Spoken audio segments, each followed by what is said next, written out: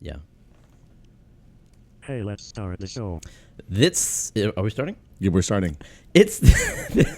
Can we start? It's over? harder than you think it is, isn't it? I didn't no, know you can't start over once you started the YouTube channel. You're locked in. This is only a test, the official podcast of Tested.com. Right.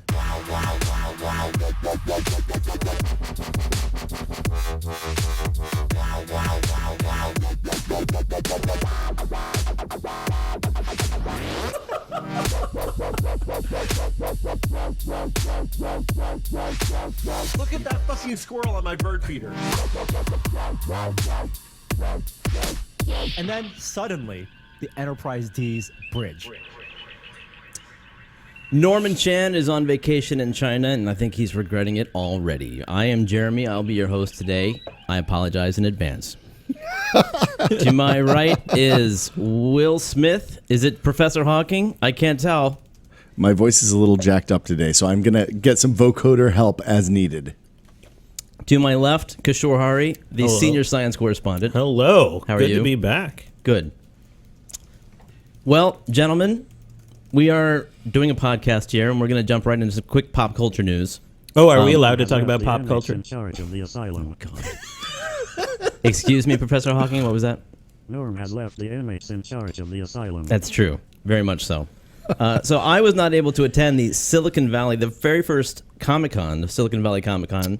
Yeah, This past week. You were there? I was there Sunday. Tested was there all weekend. This is the Comic-Con that Steve Wozniak founded in conjunction with Stan Lee, two guys you may have heard of. And Adam Savage is down there. He did 3 sessions and a signing. The first session was a panel with Andy Weir and Chris McKay from NASA Ames, who studies Mars planetary science. And they did a whole... Andy Weir, the author of The Martian? Yes. And they did a whole panel on what it would take to get to Mars. They had a lot of math arguments about space elevators, and that video will be up on tested.com soon. Awesome. Did they get to the point where they talked about the space elevator just not working because we don't have any materials that are tensilely strong enough to work? That's exactly where they got stuck. So Andy Okay. was talking about like the sort of the shearing strength of ropes when they basically just break apart in space, and they talked about how you can't just make a thicker rope. And then they got into a math argument about it. It was pretty sweet. It's good. Nerd stuff. Yeah, good nerd stuff. And then Adam did just a basic AMA session, Ask Mr. Savage, mostly about the end of Mythbusters and future projects. That was also filmed and will be up on Tested.com. Cool. And then Adam did a panel with the writers from The Big Bang Theory on Sunday morning, which is great. But he also did an incognito walk. Of course he did. And who was he this time? He was the Hellboy, and he used the blade that he did a build video of a couple weeks ago, and he got spotted right away. I haven't been on an incognito walk with him before, so apparently he gets spotted really quickly now. People don't spot him because they recognize him. They recognize the quality of his work. Yeah, exactly. Well, there's 2 things. Sometimes the people like sleuth out things in the background of videos that we shot in the shop. Clever. But like with the Hellboy sword, if you made a video about the Hellboy sword, like that's a dead. And he was the comic book Hellboy too, not the movie Hellboy. Yeah, he was a comic book Hellboy. So he had the sword that he built. It was beautiful. I always wonder if they pick off like the people surrounding him nowadays, like all of the entourage of people that try to blend into the background, like the norms of the world. So last year at Comic-Con, the last couple of years, Norm and I have had to be as invisible as possible and usually walk like a long way away, like with walkie-talkies. But now, like Joey, people pick out Joey. Yeah, we like last year we had Drew from Giant Bomb coming to help shoot Comic-Con for us. People recognized Drew and put that together. Like it's yeah.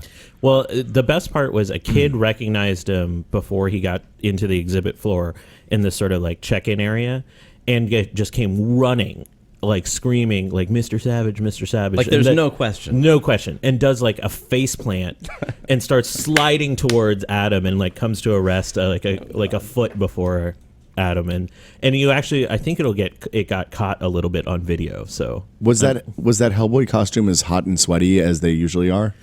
I don't know. I wasn't actually there Saturday, Okay. so I heard about this all third hand. But We'll have to ask him. yeah, I think we'll find out. How it was- was beautiful though. A very good rendition of the comic book version. I'm glad that there's a big con back in San Francisco, like the Bay Area, because like once WonderCon left for Pasadena or Anaheim or wherever it is now, we haven't had one. How was the turnout? Yeah, the turnout was so Saturday was completely sold out, and it was packed from everything I hear. It's a first year con, so I expect a lot of problems, and there were some on Saturday. There was a lot of problems getting people through the doors. And first year con also content you would think is a little behind. So the exhibit floor definitely had a lot of stuff, but I think is a little short on like indie artists and whatnot. What I was really surprised about is how good the panels were. A lot of the panels you went to were pretty spectacular for a first year con. They had Woz and Palmer Luckey did like a little session on AR and VR with Kara Swisher from Recode. Okay. For like an hour, and Stan Lee did like 3 panels, and the dude's in his 90s, which is pretty awesome. So I think generally speaking, it was a really big success, especially for a first year. But I, like you, I'm really excited that a con's back. This definitely had more of a family vibe than other cons, like certainly compared to like Dragon Con. But it wasn't like overly corporate, and there was some really good Screen Used was there, so I got to see some really fun stuff like a hat from Last Starfighter, and Stan Lee brought up artifacts from his personal museum. Cool. Which it was all very good. Stanley's all over the new Lego Avengers game. I don't know if you're playing that at all. I'm playing it with my 9-year-old, but he is now one of the goals throughout the game. You have to rescue him in every level. Oh, it's been that way in a lot of is that right? A lot of the Marvel games. I like that. Is it on He's hard to get. Yeah, he can be. Is he like the gold bricks? Is he the new gold brick? No, he's like the power contraptions. He's an Easter egg. Okay. He's like a bonus if you want to rescue him. But he has all kinds of custom dialogue that's recorded for the game. Are these games is the new Avengers game in the mold of like the old Batman game, like the Lego Batman, or is it kind of one of the new Lego Worlds type? No, games? it's the old mold. Okay. It's co-op side by side. The Traveler's Tales. I don't know about that. That's the name of the studio, I think. Yeah. Okay. But I don't know. Yeah, absolutely. Okay. So Bodie McBoatface. Yes, right? So the greatest thing the internet has ever done. No. I guess so. No. You guys aren't fans of Bodie McBoatface? Bieber is the greatest thing the internet's ever done. So agree to to disagree, internet. sir. as I understand it, a company put up on the internet a poll. What should we call our ship? So it's a UK scientific research vessel that's going to the Arctic, and it's a $200 million boat. They opened up an online poll for what to vote. Mm-hmm. And my favorite part about this is that the guy that submitted the name was like, on Twitter, he's like, well, let's see how that goes. And then he starts to see it take off, and he starts apologizing to the British research council that is doing it. And it's just, I think it's a wonderful name. You do? I do. I think it's a wonderful name. Yeah. I think the problem here is they should have provided multiple choices. Now, I know this because they do have multiple choices. I have children. And when you have children, you don't say what should we call the boat kids. You give them 3 choices that you've chosen, and then they can choose between them. That way, no matter who wins, you're the winner. Exactly. It's not going to end up being named this, because it was stipulated they have final say on what the name is going to be. Oh, okay. So what are they going to do? That's Call it the smart. Shackleton or something lame like that? There is already a Shackleton, sir, Oh, in service. What do you mean lame Shackleton? Come on, naming after famous scientists is cool, but Okay. I think now that you can name a future scientist Bodie McBoatface. After Well, first the you have boat. to find Mr. and Mrs. McBoatface and get them to have a kid, and then name their child Bodie. It does kind of have a face though, like it has eyes where the anchors come out, and it's got a enormous forehead, almost a 5 head. So I can see this. solid pareidolia in there. Yeah. All right, for some funny news to some not so funny news, there's an engineer named Bob Ebling. Does anyone know who this man is? I do, because we discussed it before the show. That's true. Yeah. Now, I would not have recognized this name until yesterday. I only recognized his name recently because I don't think his name was out in public. Is that right? Yeah, until pretty recently. So who he was the Morton Thiokol engineer who, at the time of the 1986 Challenger disaster, said, look, if you try to launch these boosters in sub-freezing temperatures, the O-rings that failed catastrophically in the Challenger launch are going to fail catastrophically. And he apparently went on a fair tirade, like a career-threatening tirade at Morton Thiokol. And then there was an NPR story last month, I guess, or month before last, Yeah, it That was great. in January 8th, if people want to, or January 28th, if people want to Google it. It's a really great retrospective. And they talk about that moment that is his career suicide moment, where he like goes full Khrushchev and he's banging on the table saying, you can't launch this. Yeah. This is in the weather conditions. This is 48 hours or so before launch, isn't that right? That's right. And initially they assented to him. They said they're going to scrap the launch or at least review it. Yeah. But there was so much sort of political pressure on top is what the indication was, that they moved forward with the launch anyways. I mean, this is a sad story. It's because heartbreaking. But at the same time, what came out of it was something really beautiful. Like NASA's totally re-engineered how they conduct launches after news of this came to light. Well, news internally, not public news of it. So, you know, he has a legacy of how incredibly thoughtful it is when it goes into a launch. Now, we see so many more launches scrapped nowadays than we did back then. Well, and there's a bottom-up culture in NASA that lets the low-end engineers at the lowest spectrum, and there's a process to take that kind of feedback. I watched a launch last night, and they came really close to scrapping it because somebody didn't respond almost in time. The Atlas V launch was really good. Yeah. Yeah. Yeah, I understand that he lived in the last 30 years kind of guilt-ridden, though, because he felt like he hadn't done enough. But after this NPR story in January, there was an outpouring of support for him, both within NASA and just from listeners. And I think he came to some peace. There was a follow-up a couple weeks ago, basically where they listed all the people that had reached out to him and said, "Hey, look, you did everything you could. You couldn't have done more than that." Right? Mm-hmm. Like the next step after what you did was literally going to Florida with a gun and standing on the launch pad and threatening to, yeah. So like that's all you can do. Yeah, and giving the timeline, he couldn't like go to press or anything. He did everything he could. I was not aware until I heard about this that that there was this descent before the launch. I remember exactly where I was the day that happened. I was homesick. My mom came home crying, and we turned on the TV, and there it was. But I didn't know, I understood that they had looked into it and that they thought maybe that these rings had something to do with it. But the fact that this actually had come to light and nothing was done about it was kind of a revelation to me. And I'm sure it was to a lot of other people. It's sad news. That's one of those indelible moments. I remember they wheeled the TV into our classroom. Is that right? We were that. home on a snow day, so we were watching The Price is Right, and they cut in to The Price is Right or something to show the launch, and we watched it live. There is something about that I miss of how those used to be huge cultural events anytime there was a space launch, and it's not quite that way anymore. No, you're right. Just especially with all the interesting things happening with launches and the Dragon launches. SpaceX. I've read a lot about the shuttle over the last few years, and it's really interesting because it was originally pitched in like the Nixon administration as a way to bring the cost per pound of getting stuff to orbit dramatically down. Mm-hmm. And that was based on what is now realized to be an incredibly unrealistic set of expectations for the frequency at which they could launch shuttles. So it's really like it's fascinating to go back and look on this 25-year program, 30-year program, and see what was promised, what was actually delivered, and maybe we would have been better off just using expendable boosters for the last 30 years than doing the thing that we did. The shuttle is not a pure scientific instrument. It's like the end product of like all this like political war that was an actual war that was happening, and scientific You mean the progress. the Cold War? Yeah. It's not the natural output of where science wanted to go, and I think it's awesome to look at the artifacts of that, and everyone should go see the shuttle. Well, and at the same time, the ability to bring stuff back from orbit that was large for the first time was a huge scientific boon. For sure. So the stuff that came from Space Lab and the ability to take things up to the space station that were massive and assemble them on orbit and stuff like that. I definitely don't want to be critical and say that the whole thing was a wash, but from what it was pitched as in the Nixon administration to what it became to what it is looked at today is a fascinating way to look at this stuff as we're looking at what's happening with the SLS and the Constellation and all that stuff.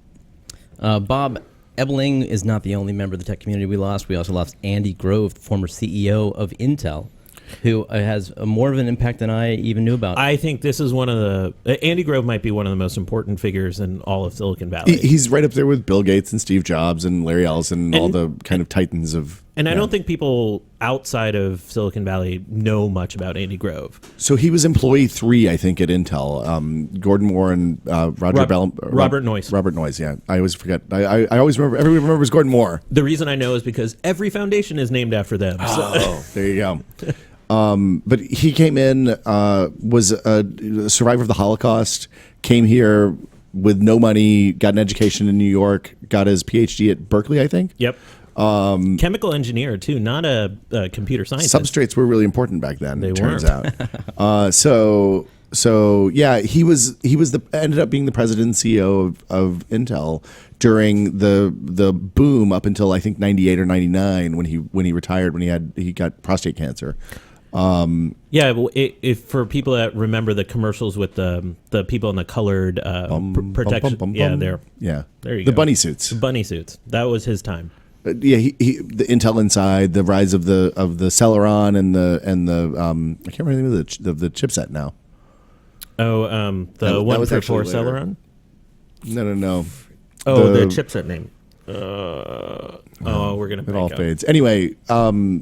But he wrote a book on management, and I'm going to completely forget the name of it now. High output management. That's it. It's like considered the Bible of how to run a Silicon Valley business because it equated this idea of empowering your sort of mid-level managers with creativity and just all sorts of strengths to sort of disrupt the culture.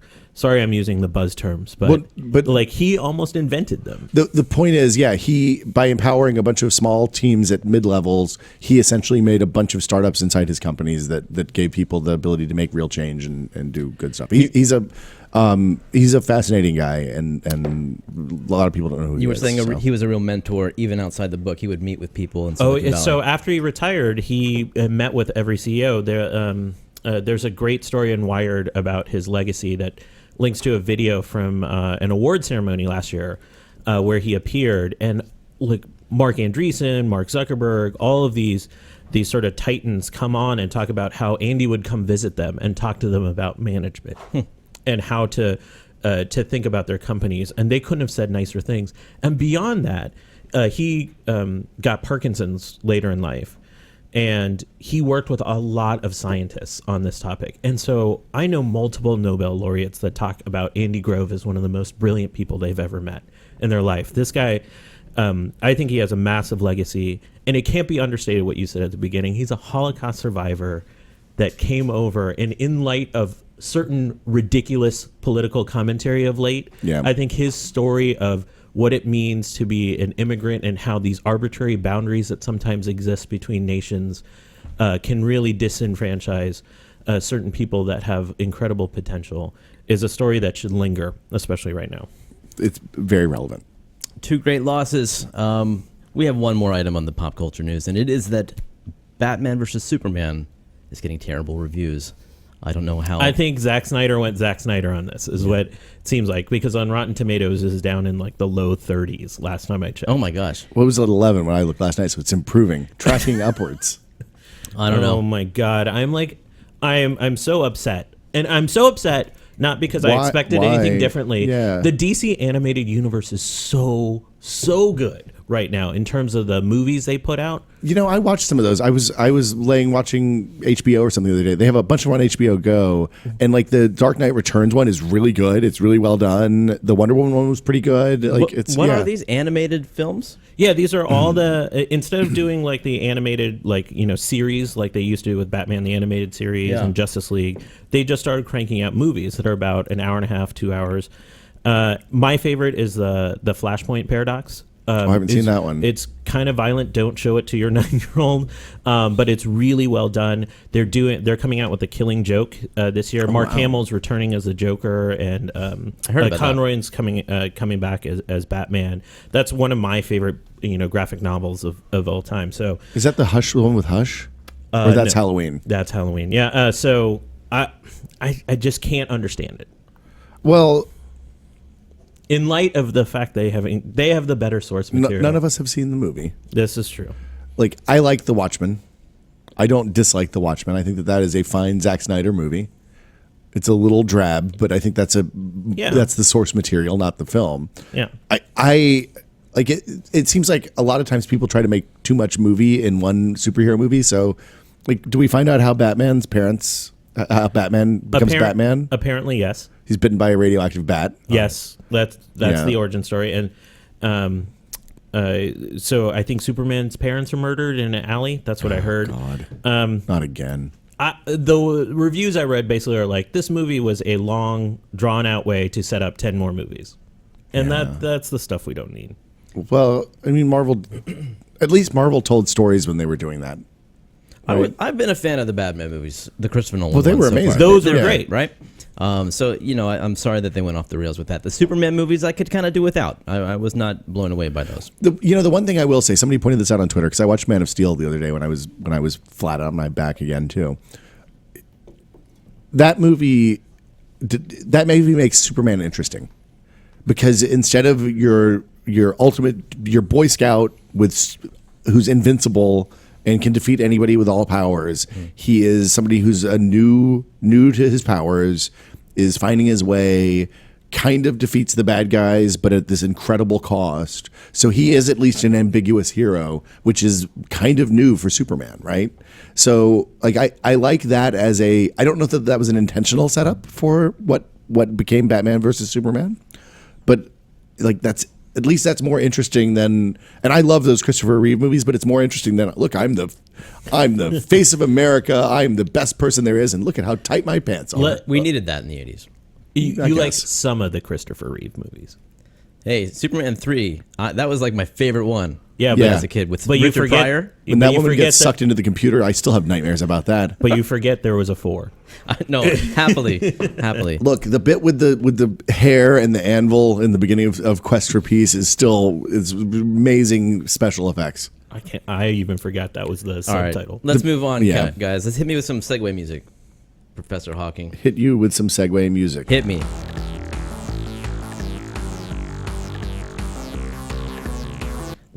This week there was a Apple event conveniently placed the day before they were to go to trial. And they opened the Apple event with some interesting, not tech news, not product announcements, but Apple image promotion. And they talked a bit about health apps. They talked about Research Kit and Care Kit. Did you watch this Apple event? I did watch it. And They talked at Recycling. length.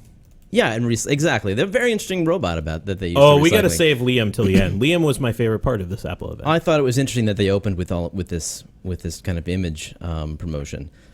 Given that they did have a lot of ramp up going into it for product announcements, and then the product announcements ended up being kind of ho hum. If I'm completely frank. Well, they went to predictions. They went exactly along the lines of predictions. So. I think Will has some thoughts. Good. So I don't remember the order of them, but we'll start with the iPhone SE.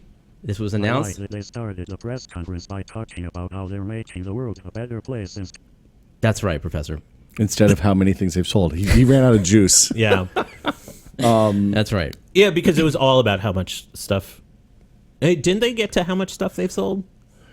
I'm sure. They usually talk about Yeah. that if But- it's helpful. But it like as a way to set tone, Yeah. it's a more tasteful thing to do than be like, hey, guess who's the biggest company in the world, guys? It's us. I'm not going to say Apple doesn't have our best interest in mind when they make Research Kit and They Care don't. Kit. They probably have great intentions. They want to make the world a better place, but they also want all of our money. So let's not forget that Oh, part. always. Yeah. Never trust the faceless multinational corporation, Jeremy. Well, let's get into the actual details of what they did announce. iPhone SE. So this was, as Norm predicted, a premium 4-inch phone. Super edition. Yes, it's essentially an iPhone 6 inside of an old iPhone 5 body. I like that. Sure. Sounds great. I'm curious about battery life. Yes, because They had big claims. and you've had the Plus for 2 generations. I love now, the Duke. and that's one of the benefits of that larger It's phone. infinite battery. I never ever run out of battery. I think I get about a day's worth with the 6S. So that's a good point. I'll be curious about that. Yeah. I mean, it's theoretically smaller screen, smaller battery Right. should work itself out. But I mean, Yeah. It has a 12 megapixel eyesight, 4K video. It's all the same as the 6S. There's nothing to separate it except for the size. What about the camera? Is it flush? Well, it is flush. Yeah, like the 5. It's just like the 5, and it is that thick of a phone. The phone is 7.6 millimeters thick. That's good. I like I hate the dimple. I got a case, so I don't have a dimple anymore. Yeah, I have a case too. Yeah. So the new exciting for people who want the smaller phone, and I guess there's 30 or so % of Apple iPhone owners who actually kept their smaller phones. And so. they're still doing the stupid thing of marketing a 16 gig model as the low end model. Yeah, Enough of that. Okay. In the old days when they couldn't upgrade the OS with a 16 gig model, like if you didn't have enough space, I was a little bit more, I had more of a problem with this. They've solved that problem now, it seems like. Sort of. It's still too small. Like people like my parents who don't take many photos and don't use apps kind of don't need more than the 16. Like it's chintzy. Do they need an iPhone at that point? I mean, they use it for email. I mean, my argument FaceTime. has always been it's ironic that the cheaper phone requires more tech savvy, and so that's what you. That's true. That's what Yeah. you. You're right. I rescind my devil's advocacy. You know what I mean? Because you have to sign up for all the cloud services, and you have to know how that works. Yeah, you're right. So it's something that they should. But it tackle. supports Apple Pay. It has the new Touch ID sensor. Of course. Like it doesn't have Force Touch. It doesn't. I don't think so. No, it doesn't have Force Touch. Yeah, or 3D Touch, 3D whichever Touch, one yeah. it is. Oh, interesting. Yeah. Yeah. I guess. But I mean, you're right. developers haven't made enough stuff that are 3D Touch You don't compatible. need. Yes, it's fine. You'll be okay. Yeah, I feel the same way about it, but I'm saying like I don't think it's a huge loss that there's not 3D Touch here. The fact that I didn't even realize that wasn't a They didn't bullet mention point. it one way or the other. A 9.7 inch iPad Pro. So now the iPad Pro has a little brother, and it is no longer the the only one. So now you can get a regular, old school, standard iPad that supports the pencil. It's the same shape as the iPad Air 2, right? Exactly same resolution. Okay. Yeah, but it has all the features. It has the better contrast. It has a better color gamut. It supports the pencil. It has 4 speakers. It has 4 speakers. That's a good thing. I mean, I haven't heard it yet. Have you heard the iPad Pro speakers? I've heard the big iPad Pro speakers. What do you think? It's nice. It's Yeah. Like here's the thing. The old iPads were kind of under, like you always use them with headphones if you care about audio. Mm-hmm. This maybe in a meeting or something you'd have it out. It does have some features that its bigger brother doesn't have. So this is the only iPad you can buy that has a True Tone display, which is kind of interesting from a tech standpoint, but from a usefulness standpoint, it's interesting that they're putting this on a professional device that has such perfect color. That's the thing that surprised me. Right. So the way that it works is it's supposed to behave more like paper. So if you bring a piece of white paper into a room, it naturally reflects the color tone of the room. If you're in a room with blue walls, it will naturally turn a slight shade of blue. And so they have sensors now on the iPad that will detect the ambient color of the room and slightly tint your screen that way so that it looks more like paper. So it mimics the reflection. And was it Phil Schiller who announced this product? Whoever was on stage said that once you experience that, you never want to go back. And I assume that it's probably kind of nice. However, this is also supposed to be a reference device. Like they have the same color as all the professional monitors, and you're supposed to be able to do very specific color accurate work on it. So I'm assuming that this is a feature that people who buy it for professional use won't be using. Well, so here's the thing. When you calibrate your monitor, you calibrate it based on the room that you're in. So theoretically, what this is doing is letting you do an automatic calibration. So what you see on the screen is what you're going to see in that situation forever and ever, and you'll always see something that's right. I don't know if that works in practice. I think people will have to actually test that a lot. That's not the impression I got. I thought it was more of like a color tinting. Did the pencil users, like the high-end pencil users, the illustrators, demand something like this? Is this what? Because that's what the True Tone stuff. Yeah, that was my first reaction. Is that where this is coming from to service that segment? Well, the photographers on Twitter immediately were like, "Well, that's a stupid feature. I hope you can turn that off," because they want to have a reference response, right? I don't like I said, if you're doing that kind of work on a monitor, like when we were doing magazine pre-press and we wanted to make sure that we had it exactly right, we were really careful to control the lighting in the rooms that we were in, that we were doing that work in, so that it wouldn't vary throughout the day and be fluorescent during the daytime and ambient, or fluorescent in the evening and ambient during the daytime. So I mean, this could be a really good thing. It could be a terrible thing. It's really unclear. It's difficult to tell until you see how they implemented it, and you can test it in controlled circumstances. It's a feature that they said was I think it's a toy. It's also interesting to see if they turn it off, if they let you turn it off. They have to let you turn this off. I would assume so, but we don't have good track record with that. Yeah. Always. Well, the new thing, we'll talk. They also released iOS 9.3, which has been in beta for months now, and there's this night mode. Night shift. Thank I you. like night shift a lot. And that you can turn off and on. So it's just a new button in your whatever this task manager thing is that they call. It's in control. It's in the control panel. Yeah. Well, you know when you slide your finger up from the bottom. You can also set it to turn on automatically, which is what I did. And so if you do turn it on, it automatically turns off the next morning. I'm it really really gradually turns on over the time that you set it on. It should turn on based on the time of like sunset and sunrise I think where you you can are. do that. No, it wasn't an option. Really? You can't No. schedule it? It's 10 to 7 or 7 to 10. 10 to 7. The smaller iPad Pro also has a better camera. It has a 12 megapixel iSight, 5 megapixel FaceTime. The bigger brother has an 8 and a 1.2 megapixel. The hum way you're describing this is how I felt. I mean, during yeah, the it's announcement. It's I mean, fine. it's interesting that that it's actually a better iPad in some ways than the old one. It's an A9X versus A8 for the Air 2, right? Yes. And the first Pro is A9X as well. So I mean, it's comparable to the 13-inch in the smaller form factor. It's also $200. It's right in between the old iPad Air 2 and the old iPad Pro. So it's $200 more expensive than an iPad Air, $200 less expensive than the 12.9-inch iPad Pro. It is also, I think, the only device they sell that supports 300 megabit per second LTE advanced. So you can get an that's LTE version of this? It was unclear during the press conference. Yes. Okay. And everything else supports half that bitrate. So I don't know. I don't even know if San Francisco providers support LTE advanced. I would expect that that's a feature for the future, but I don't know.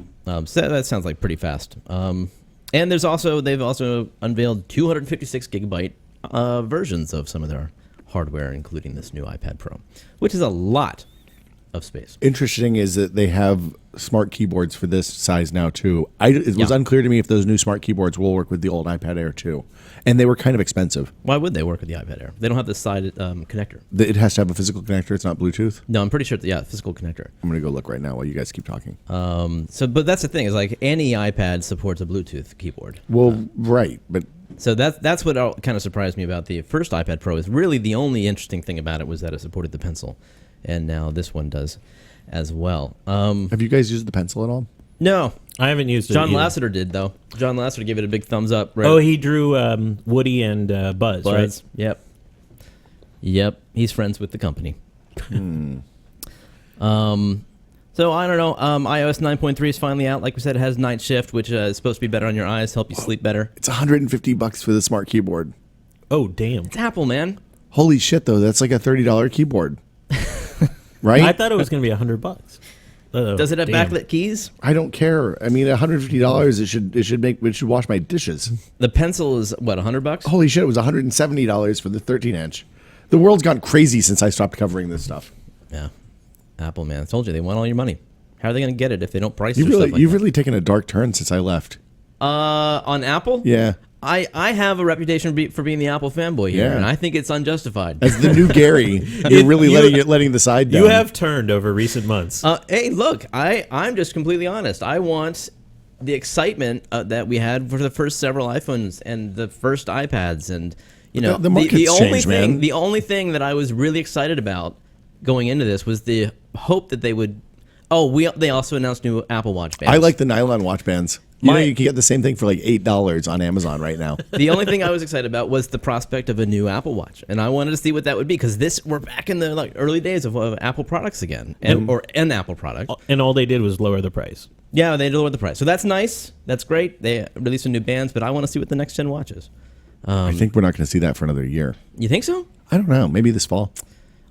It's quite possible. I don't think there's a lot of pressure for that to come out right now. Yeah. I mean, So Yeah. but the new bands they released woven nylon and some new sports band colors and a new black version of your band. a black of the Milanese loop. of the Milanese loop, which Yeah, is that's good. cool. The only problem with the metal, the thing I like about the nylon bands is that the nub that goes into the watch isn't metal colored. So like, you don't have is this the aluminum one? Is this the stainless one problem? Do you know what I mean? No. So the stainless one's shiny, the aluminum one's matte. Okay. When you put the aluminum bands into the stainless watch, it looks weird because Okay. then there's two different kinds of metal. Okay. The nylon ones are colored, so they will look good on both sides. But the little clasps are all aluminum, which is kind of sad making for me. So This is turned into a fashion podcast. Yes, I really enjoy it. I use this. I have this leather one. It's the leather version band? of your Yeah. Melanie's. Where it's. I like it because you can dial in where you want that tension to be. The sport one was either too loose or too tight. I want one of those. I want one of those fancy the Bulgari or whatever. No, the you don't. crazy the double loops. Oh I think my that God. looks really cool. If you have a problem with pricing, Yeah. Yeah, right. I'm shaking my head right now in case you can't see that on the audio version. So yeah, get the 9.3 so you can sleep better.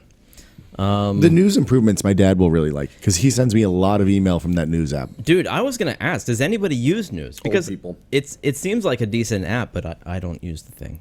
I'm Yeah, Android. not Don't you. look at me. My right. father was able to subscribe to the Fox News and all of the crazy people that he likes. Uh-huh. So I get notes from him all the time about virtual reality stuff sent from the news app.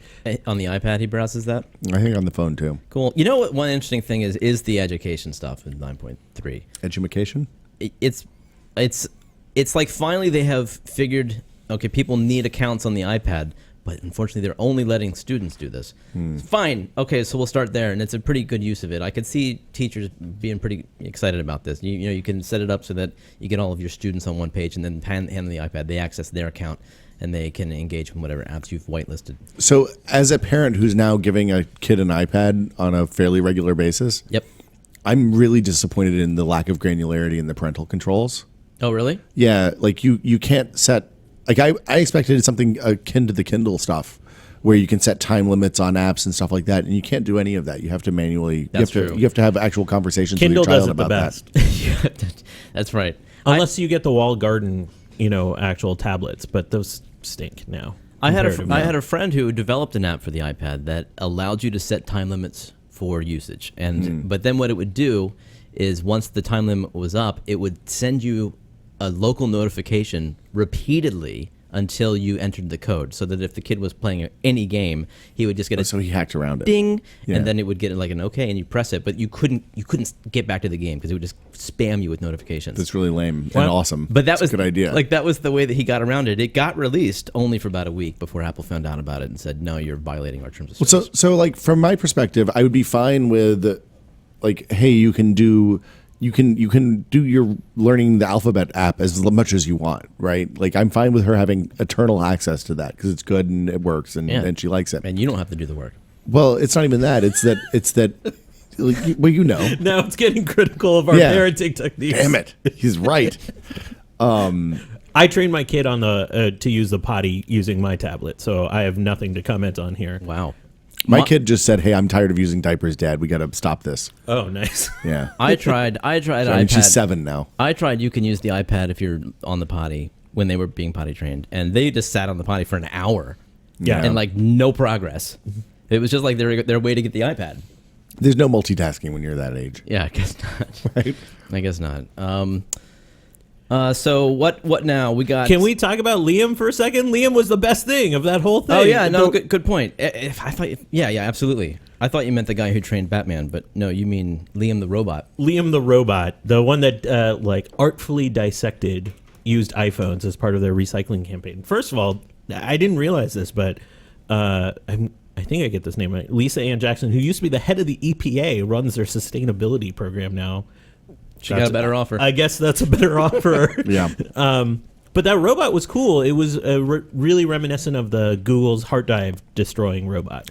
So Kyle from iFixit did has written a post. I don't know if it's up yet, but he had thoughts. He thought he's always been critical of Apple's ability, their recyclability scores and stuff like that. He pointed out a couple of things that were interesting. One is that the phone is the most easy to disassemble product that Apple makes. Yeah, tell that to iFixit. Well, he's the iFixit guy. Oh, let's edit that out. Let's take that out of the podcast. But he said, because it uses screws and everything, nothing's glued together. It's the simplest thing to disassemble. Although he did point out that the battery removal was cooked because the battery is always glued in place. Mm-hmm. He pointed out that there's no way that process would work for the iPad because it's all glued into the frame. So you'd have to heat up the edges before you could do that. So it's a multi-step process and all that. I mean, what? Watching this robot disassemble that iPhone, I would think that they could certainly put in little heating pads to heat up an iPad screen to rip the screen off. One would think so, but I who mean, knows? where there's a will, there's a way. That was it. So, can we explain what this robot was? It's probably a good idea. The robot basically had a lot of different modes to disassemble the iPhone, like unscrew it, detect where the screws were, unscrew it, pop out different pieces, everything from like the SIM card tray down through, like the plastic housing and stuff. And like collect the screws with little vacuum tubes and the whole thing. It was really. It was aptly done. Like, it looked more artful than it was in practice. It's interesting to me that if this is true, if they're actually reclaiming all of these materials, all these resources from inside every phone that they get back, that tells me that these robots were less expensive to make than buying these materials new. So that the recycling process is, that has to be a profitable venture for them. They have a lot of cash, and they need to make all the goodwill. So for Apple you think right it's an now. image investment? I think that they were early on non-conflict materials and all that kind of stuff. So I think Apple is very aware of which way the wind blows, and I don't think it costs them that much money, and I don't think they have an army of these things either. The bigger cost is most likely the free recycling. Yeah. Most places, when you do recycling of electronics, you have to pay, or you go on a free recycling day, and somebody's sponsoring it. So the fact that they're collecting that for free, I think they even said they'd send you postage if you sign up to recycle a phone, is the more impressive part of this whole thing. The robot's neat, but we'll do free recycling on your old stuff is better. Yeah. It might actually curb any secondary markets for older iPhones too. What an amazing coincidence. Yeah, look at that. So we mentioned at the top of this news that they had this event the day before they were supposed to go to court. And the day before the event, or no, it was the day of the event. Day of the event, that morning. The FBI said, Your Honor, can we please postpone this hearing? We think we might be able to hack the iPhone ourselves. They didn't put that in the court documents, that last statement, but it's implied. That's why the judge granted the continuation immediately. Yeah, right. Because why not? So it's interesting. They're keeping this pretty tight-lipped but all the indications is that they figured out a way to hack it themselves. There's been no follow-up. I think it's interesting. No, they've declined comment. There's lots of people trying to follow up with that. And I'm curious to see what avenue they take, and maybe we won't find out for years. But this is the somebody way, will leak this information. This is the way it's supposed to work. Like this is what all of the people on Apple's side is saying. You are supposed to find a way to hack the phone. I mean, Apple lawyers can't come out and say that, but the security experts who are on Apple's side, this is what they're saying, is that this is supposed to be a game of cat and mouse, where it's push-pull. Apple is supposed to push security as hard as they can, and you're supposed to find, with all of your NSA, FBI means and resources, a way around that. It's kind of dumb that it went to court, though, because I don't think the government wants this to be a public conversation like it turned out to be. Yeah, I think I wonder how long they knew that they had this other avenue, and why they waited until the day before the hearing to ask for the postponement. Well, I mean, they could have saved Apple a lot of time in the top of their event. There's going to be a conversation about encryption that happens on the larger political stage in the next year. Yeah. Like that became when the Brussels attacks happened yesterday, and half of the Senate came out and said, hey guys, this is probably because of encryption, when all evidence is pointing that it's just burner phones, that terrorists are doing the same thing that David Simon depicted in The Wire 15 years ago, with the use of one-time phones, right? One-time phone calls, so there's no metadata to collect, nothing to encrypt, nothing to decrypt. This is going to be an issue that keeps popping up for the next few years. By the way, one of my favorite things from this past week was Ed Snowden and Simon had a back and forth about this topic. Ed and who? Ed Snowden and David Simon is the creator of The Wire. He's AO Despair on Twitter, I think. Have you ever seen him speak? He comes here. He's been in City Arts and Lectures a couple of times, and I saw him. David Chang interviewed him a few years ago when Treme was still running. David Chang from Momofuku. Yeah. Why is a chef interviewing? Because they're friends. So Dave Chang was on Treme a few times. Oh, okay. And they became buddies as a result of that. So they had a fabulous, wide-ranging conversation. The interesting thing about David Simon is he was a beat reporter on the crime beat at the Baltimore Sun for a long time, and ended up doing getting to know both sides of the criminal justice system in the way that Law and Order purports to, but in a real way. So when he wrote he was originally a consultant, I think, on the Homicide: Life on the Streets, and then ended up writing The Wire and a bunch of other things that have all been pretty good. But The Wire really stands out as, hey, this is... I love Simon because like that filter most of us have when we hit the stage, he does not have. Yeah. He gives zero fucks when he gets up there. And I think you get really intellectually honest conversation because of it. So Yeah. Were he and Ed Snowden on opposite sides of the issue? no, they were ended having up... a discussion. Okay. They were talking about burner phones. Yeah. So Ed Snowden had said, I think in an offhand way, the terrorists aren't using encryption. They're learning lessons. They're applying lessons learned from The Wire in 2005. And they had a conversation back and forth about it, about metadata, metadata analysis, and like the whole thing. It was a nice capsulized version of the entire debate. So, Do you want to buy a robotics company? maybe. Can why? I treat the robots poorly? Yes, in fact, it's encouraged. Oh, no. It helps them to learn. Oh. Boston Dynamics is up for sale, according to rumors. Yeah, the rumor goes that Astra Teller, who's the head of Google X, basically has done a lot of reorganizing a lot of their experimental divisions, and basically is looking for, hey, can your division line up to our goals? Like, these are our long-term goals. World domination. Yeah, collection world of all domination. information. Exactly. How is Boston Dynamics not in line with because that? Boston Dynamics is not even close to releasing something resembling a product. No applications. Well, that's true, but they are in line with world domination. So does this mean that Google X is becoming less X and more mainstream? We don't know. I think that's a really good question because they did they bought up a bunch of robotics companies when they bought Boston Dynamics. It wasn't just them.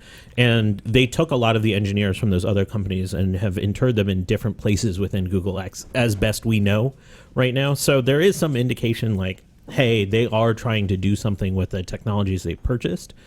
But Boston Dynamics is like the outlier on the bell curve, I think, because they're the most sort of socially aware, or like we know about them from the videos, and they have a really visual product, lack of a better term.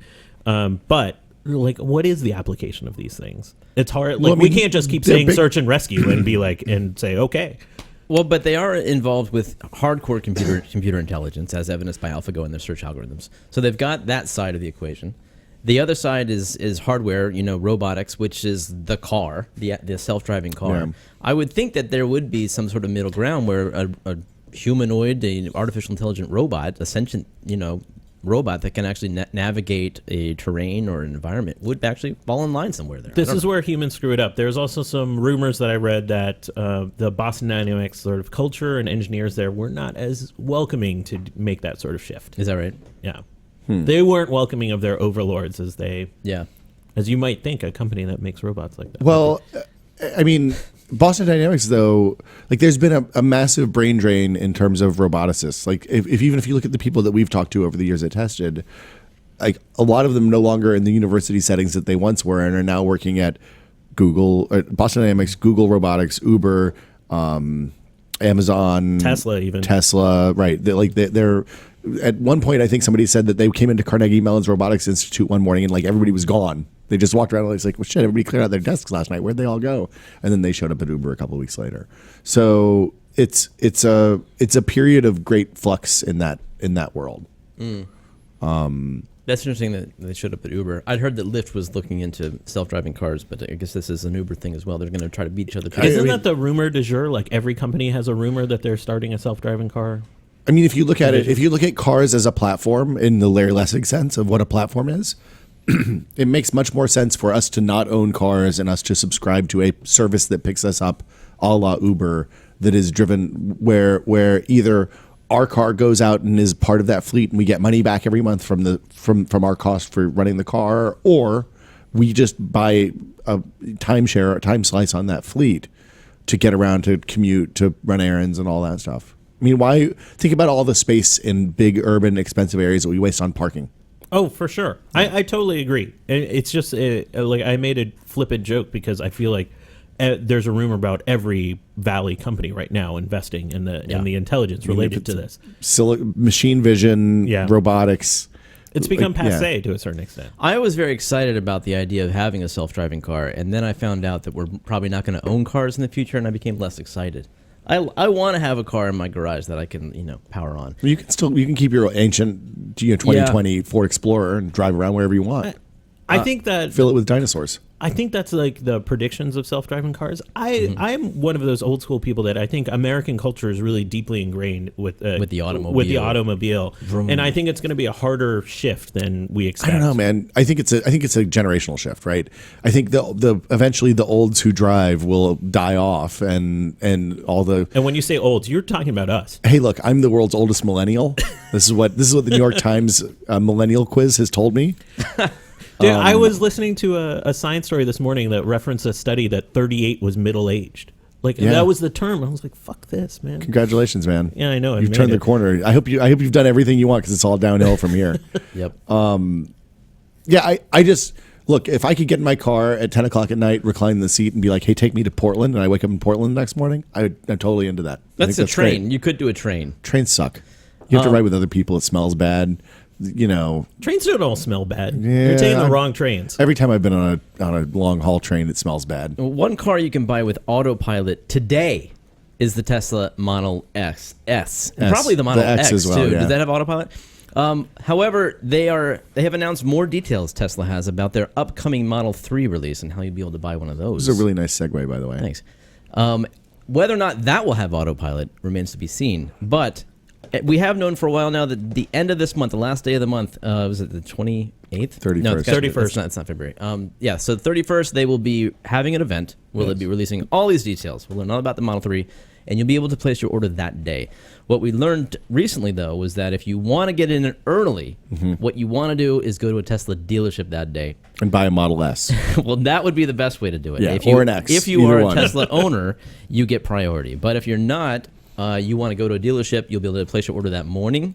If you want to go online, you can be placing an order that evening once the online stream starts at 8:30. So what, is this like GameStop when you go to buy? You put like $5 down and they put you in the line. I think or it's $1,000. What? I think that's what it is. It's a lot of money. I don't think that's that much. That's less than the previous models. Yeah. Well, but this is a much less expensive car. It is $30,000. They're saying.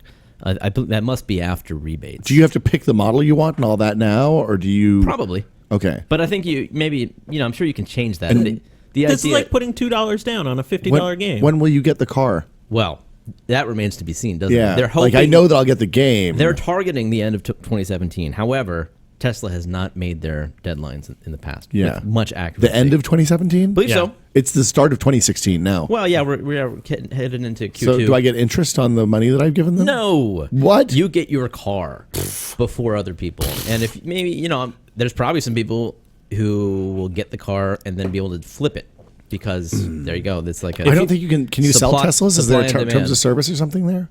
What do you think Tesla has ownership of the car? I think they get first right of refusal. And the other interesting note, they're starting deliveries starting from west east across North America. so that's if what you're- I didn't understand that. So if you go to the dealership, you get in line of number one, but you're in Virginia. Tough shit. Is that the deal? Yeah, pound sand, Virginians. West Coast rules. Yeah, it clearly does when it comes to electric cars. They need to get that Gigafactory up and running too before they can actually begin production. I think that's probably the gate, right? Yes. They killed one of those batteries. They killed one of the wall The level. batteries. That's right. How did they kill it? Wall. They discontinued the product. the The big one or the little one? The little one. No, I thought it was the big one. Oh yeah, it was the 10 kilowatt hour. Yeah. I mean, that makes sense. I think people aren't buying it. So. I don't think either of those things made a lot of sense as products to buy, given where we are right now. But whatever. It's an interesting concept, though. The battery for your home. It's eventually going to come online. The idea that you spend $10,000 on something to save you $50 a month on electricity seems like a kind of a long bet. No, you're right. It's not Lease for, model seems interesting. not for everybody, but The- the idea. Natural gas fuel cells. That's the wave of the future when it comes to energy delivery. You plug those into your natural gas line. They convert the natural gas into electricity and water. You don't need a wire coming into your house. All you need to do is dig a hole straight down. Really? Self-frackers. Self-fracking? There's not a whole lot of that Hey, in go San for- Francisco. Yeah. I was going to make a fracking joke, but I'm not going to now. So anybody getting a Tesla? You going to line up? I'm thinking about it. Okay. Because you can always get out, right? Wait, I thought I you can get my money back. We're going for the Bolt. Well, yeah, I know, but that's not till the end of the year. I don't know. I'm undecided right now. I'm gonna have to make a call on the 31st. You can make a day of decision. They're practically the same price. However, the Bolt is. I bet they're gonna make their deadline. That's gonna be at the end of the year. They started production on the Bolt this week. Is that true? That's what the word on the Hadn't heard street that. is. I think what I'm gonna do is I'm gonna put my name in for the Tesla, and then I'm going to get a Bolt and Okay. see what I think. Use that as a tester for electrics in general. I think yes, but if I fall in love with the Bolt, and I mean, by all accounts, it's zippy, 0 to 60 in less than 7 seconds. Yeah, Oh, that's pretty good. It's a 200-mile range. It doesn't look that great, it's really fuggo. but it's got a cool rear view mirror that's digital. Okay. I'm less into that. Well, I think it's pretty neat. You know, because We showed appropriate I love them. enthusiasm for that. Backup cameras are a godsend. They make you into a superpower. Okay. When I park, I feel like anybody who sees me parallel park is just like, whoa, I feel like Did this you is see just that another guy? erosion of human skill over the machines. great. So, but I mean, parallel parking is just like fantastic. And so, a rear view mirror that doubles as that, great, give it to me. I think that's a wonderful idea. Well- But I don't know what I'm going to think of just the general driving experience. I've never owned a Chevrolet. So we'll see what that is, and then based on my experience with that, I'll either keep my Tesla reservation or pull my name out. First world problem. Well, I'm Yeah. more than happy to go to like a Palo Alto mall and help you reserve a Tesla. That Oh, yeah? sounds like an You can go to exci- Burlingame. Oh, Burlingame. Yeah. Even better. The morning of the 31st? No, I love the release events, and I've never been to a car release event. I've been to a lot That's of true. like tech product release events. I want to know what the car line Do you is think like. when you walk into the Tesla dealership, they like cheer for you as you're on your way out, like they do in the uncomfortable Apple Yeah. moment? Hey, I wonder how many task rabbits we'll run into there. right, celebration of consumerism. I don't know. I'd be happy not getting one of the first ones off the line because this is a new model. I want them to get a few of the bugs worked out. I wouldn't even mind waiting an extra year. So Do we know 30,000 is the base? I assume that they let you load it up with as much stuff as you want. yeah, But is it the same range and stuff as the Model S? Is don't it know 300 yet. miles? Don't know Okay. yet. But we assume it's going to be at least 200. I mean, it has to beat the Bolt, right? Yeah, it has to. Yeah. Because it's a much cooler look. Does it look cool? I don't even really know what it looks like. Nobody knows. Oh. There's It's no You have to renderings. buy it sight unseen? no. That's what the whole event is for. I think if you show up, yes, at the dealership, you do. You think if I put $2,000 in, I'll get a little faster? You think I can grease those wheels a little bit? Yes, I do. Okay. I would love for them to come out with just a total box design, like no relation to the other thing. like, looks- go full Volvo It on looks it. worse than the Bolt. What if it's just the Hyperloop car with wheels? Like you roll into the thing, they lift it off the wheels, shoot you in the tube, and then you get out in LA and they put the wheels back on?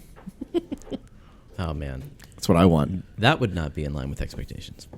All right, let's hit me with the VR minute. You want the VR minute? Are you ready for this? I am ready for this. Oh, it's this one. It's the only one I have.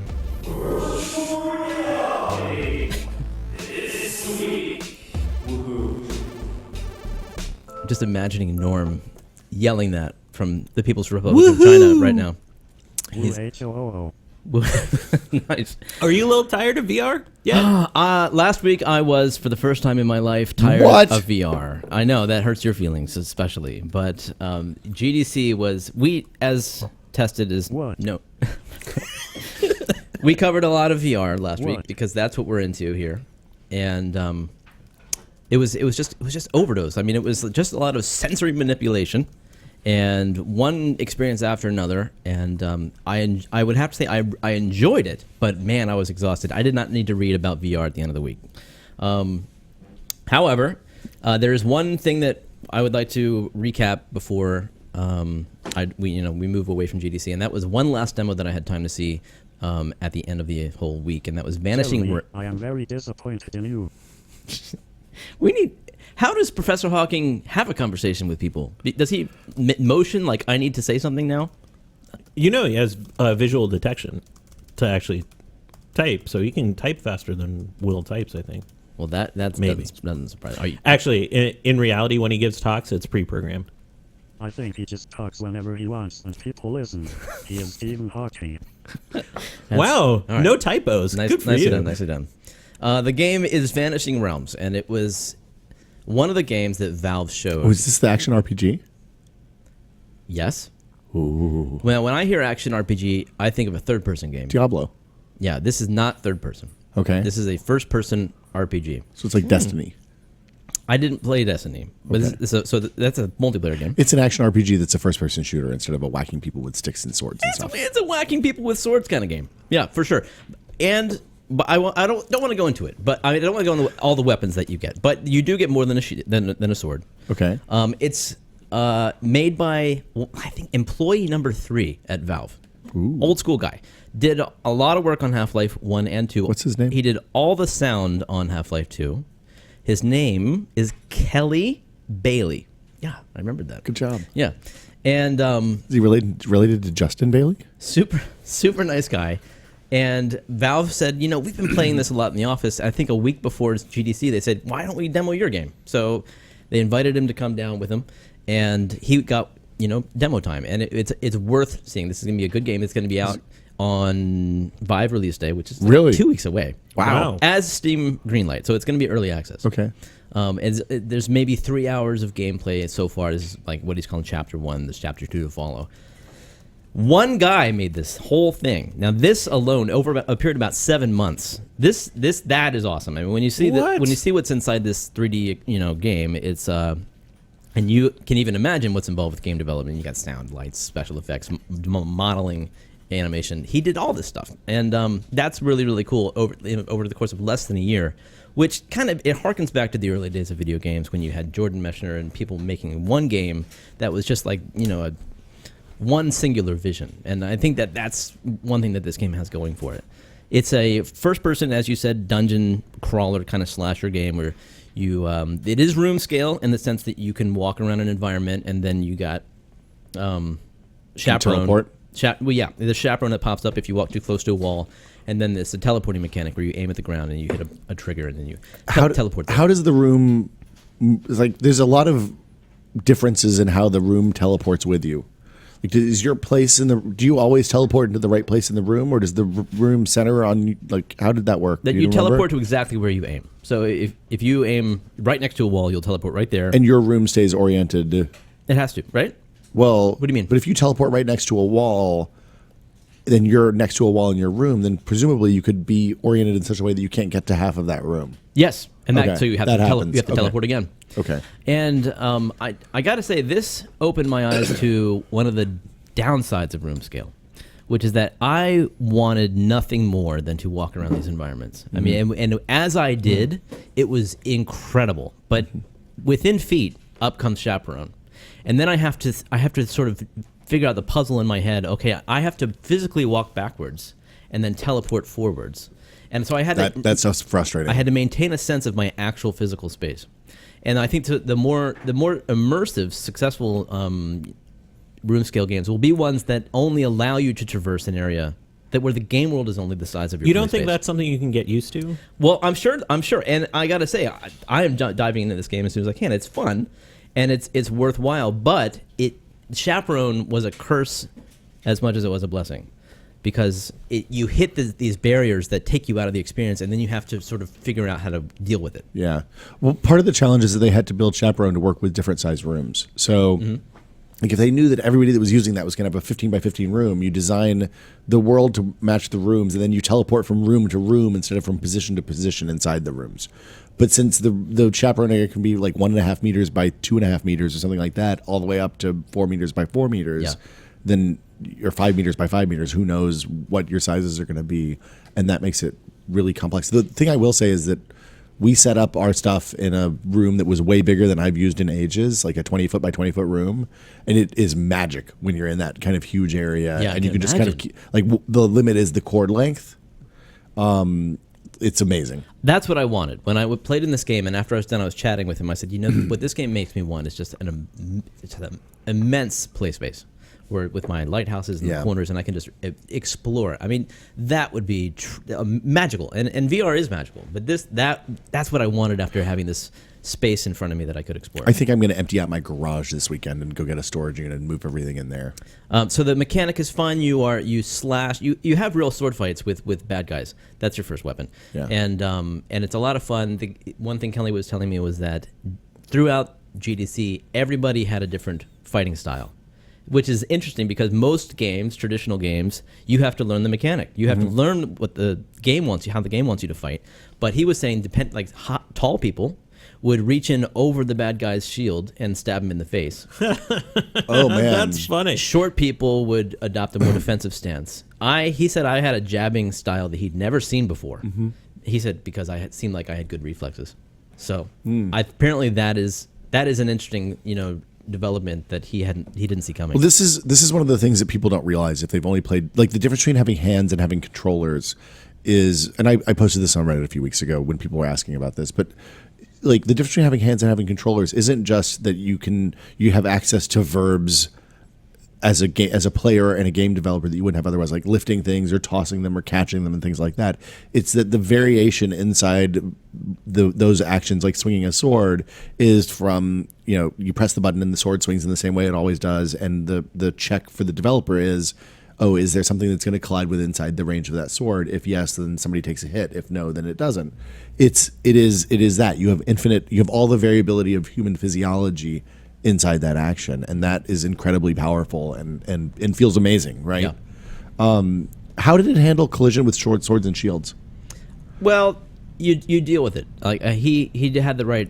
You don't if you hit the bad guy's shield, Yeah. you do pass through it, because if you didn't, it would feel unnatural. Yeah. But it doesn't damage him, and there's a good sense of when you're damaging. Did you get the like bad guy feedback when on you're your hand? Yeah, Okay. and there's good visual feedback. Okay. So it that's is an interesting problems. You walk around, there's a lot of loot to collect. You spend the loot. You can light torches on the wall, help you see better. It's that dungeon experience. Do you have to like bend over and pick stuff up? You have to bet. Yes. Okay. Yeah. And it's a lot of fun. If you Interesting. like collecting things in dungeons, and who doesn't, this is one you're going to want to check out, I think. Do the numbers go up the more you play? What do you mean? Like you start out with crappy stuff and then you get stuff with better numbers? Yeah, of course. In fact, when you first have the opportunity to buy stuff, you can't afford the stuff. So there must be a looping back mechanic. Can you do like fireballs and stuff? Can you cast magic missile into the darkness? I didn't get to do that. No, but he did suggest that there might be magic. So did you get the feeling that this was going to be another kind of Ricochet situation where Valve releases this thing that's kind of cool and then you never hear from it again? Or do you think that this is going to be an ongoing project? Well, it's not a Valve product. Okay. He's left. He left after Half-Life 2. Oh. He's been doing his own thing for a while now, and Okay. so this is an independent developer. The local kid done good. Yeah, but he's a good veteran. for him. That's He's awesome. a veteran. So it's super cool, called Vanishing Realms. I can't wait to play that. Rift launch day will happen between this podcast and the next. Holy shit. We are there, people. It's March. Yeah, I know. I realized that the other day when we were like, hey, we have 7 days left. Yeah. So what is it? It's Monday, right? Monday. That's exciting. Yeah. That's That's one word for it. We've well, I mean, it's probably more exciting for you than it is for me. Me, it's It a is. sense of terror and dread, but we're getting there. Yeah, Will's saying that because he's now a developer. I'm a professional. He's gone from consumer to developer, professional developer. Yeah. In fact, I'm not a developer. I make the business. I'm the business guy. You're a developer I'm evangelist. the face man. Yes. Unfortunately, Will refuses to say anything about what he's been developing. I'm making virtual reality software that will be available at the launch of both the Oculus Rift and the HTC Vive. Hey, stop What? violating stealth mode. I'm trying to use every ridiculous term. Yeah, that we're making a paradigm shifting entertainment and virtual reality experience. Shifting. Wow. I'm just using buzzwords. Just now. speaking personally, I'm really excited for what you're going to create. I might- Knowing what you've created in Yeah. the past and hoping some of that joy and enthusiasm and wit comes through in whatever Oh this God, is. I'm boned. Yeah, you're fucked now. We did our first thing the other day. Recorded's probably not the right word, but and it was the combination of weird and dumb and neat and good that I was hoping for. So Great. maybe at the end of this podcast, after the camera's off, we'll help you able to try it out on the Office 5. And the people listening may be able to try it. If you have an Oculus Rift, if everything goes well and our shit is all together, which I mean, I have never ever done anything that has come in as hot as this. Yeah. We are literally like we're sending builds to Oculus for cert and Valve and all that stuff on a daily basis. Well, so hopefully it'll And you're be going to be out. on both platforms. We're going to be everywhere that you can do VR eventually, but on the I can confirm that we will be on assuming we get through there are processes that we have to get through Right. And assuming we get that stuff done in time, it'll be on the Rift on the 28th. If not, it'll be out a few days later. Well, another game that will be on the Rift on the 28th is Lucky's Tale, and isn't this a bundled title for people who have pre-ordered the Yeah, Rift? I think so. I think you get this in any Valkyrie. Yeah, is that that's right? right, which is pretty cool. And if you haven't, I understand. I didn't know this, but Norm told me if you don't pre-order those, Yeah. you don't get those. Those are expensive games. Those are just for pre-orders, so you Yeah. only have a few more days if you're on the fence. Wait, really? I mean, I assume that if you're ordering and it's not delivered immediately, that still counts as a pre-order. Well, okay, so look into it. Yeah. If we're going by what Norm says, and I'm going to put this on him. probably because knows. He told me this. Okay. If you don't pre-order, you don't get that bundle. That's a pre-order exclusive. And they don't charge you until they ship. Yeah, right. exactly. So there's no harm in pre-ordering. However, I have gotten 2 notifications from Oculus saying your order is now being processed. oh, I haven't gotten that yet. And then God I got damn one it. that said your order is now seriously being processed, and it's just about to ship. So that was yesterday. I got that one. So something tells me that they are, stacking them up against the FedEx wall, and they're just waiting for the proper release day for the FedEx to start moving. What, so they didn't demo Lucky's Tale last week at GDC? Yeah, they did. I played it. Yeah, they had it at their event too. Norman and I did not get a chance to play it, but I played it. They just released a gameplay demo, and Yeah. it looks A trailer. looks. What did I say? Yeah, sorry, absolutely, gameplay trailer, and I was well impressed. What did you think when you played it? So I really I like 3D platformers. Mario 64 and their ilk is a Yes. it's a genre of game that I have missed. So I was really excited to play it. I sat down, I played through the first maybe 15 minutes probably at an Oculus event last week, and it's a really incredibly polished 3D platformer. It didn't feel like that VR-ish to me. You know what I mean? Like it didn't feel like it really needed VR, except for the fact that the camera is on rails basically. So the camera follows you as you move through the world. Mm-hmm. There's no kind of right stick camera control, and because of that.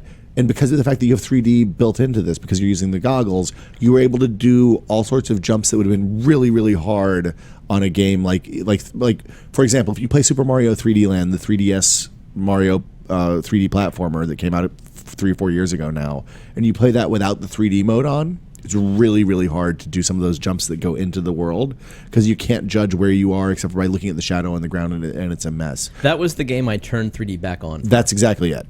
So with this, you have that advantage built in, and I think that it feels like they built the game to take advantage of that.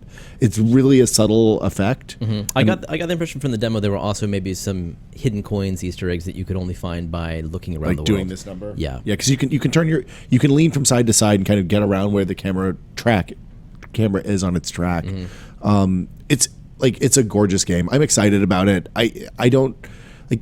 That's the thing that's my big question about the Oculus launch, right? Is with no hands, how does this, how VR-ish does this feel? And I think the virtual cockpit games will give you that kind of sense of presence a little bit. I'm curious how the more traditional games that just happen to have VR cameras or how they'll work. And I haven't played them enough to say yet, really. The idea of that you started out with saying that this game you can't. Maybe you're suggesting maybe this game doesn't necessitate VR, that you could play this game in 2D and enjoy it, although you can estimate those jumps a little bit better. Yeah. I hear that a lot. Like, what games, why does this game need to be in VR? And it's a very good question. However, every time I step in, I use headsets on one of these games, I always kind of get it. It's like you're just immersed in that space. You're surrounded. You're in the game world. Like, you're there. I mean, that's a different experience than playing in 2D. On a flat screen. I think that's the exciting thing, right? Yeah.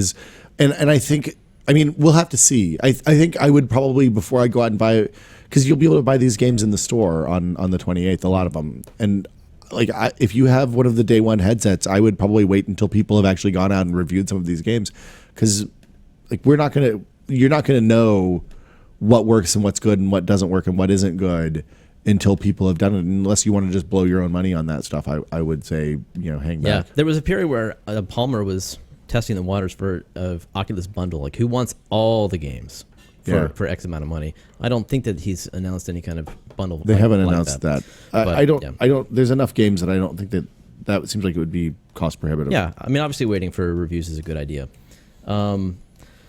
There was some interesting news that I don't know where it surfaced, but it certainly was a big story on Reddit on r/Oculus.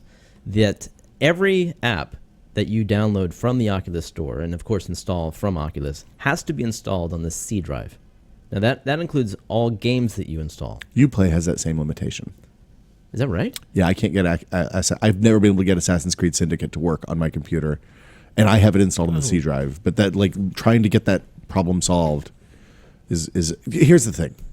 There's no reason not to have enough space on your C drive today. Yes, there is. A 500 gig SSD costs $125 or something. Yeah, now. but it may not have when people built these their system a if year you're or two ago. spending $600 on a VR headset, It's still, get crazy. But nobody expects to need to have that much space on their C drive. They buy data drives. Okay. So they buy the cheaper SSD, but they certainly have an SSD which is going to be a limited amount of space. Symlinks are your friend.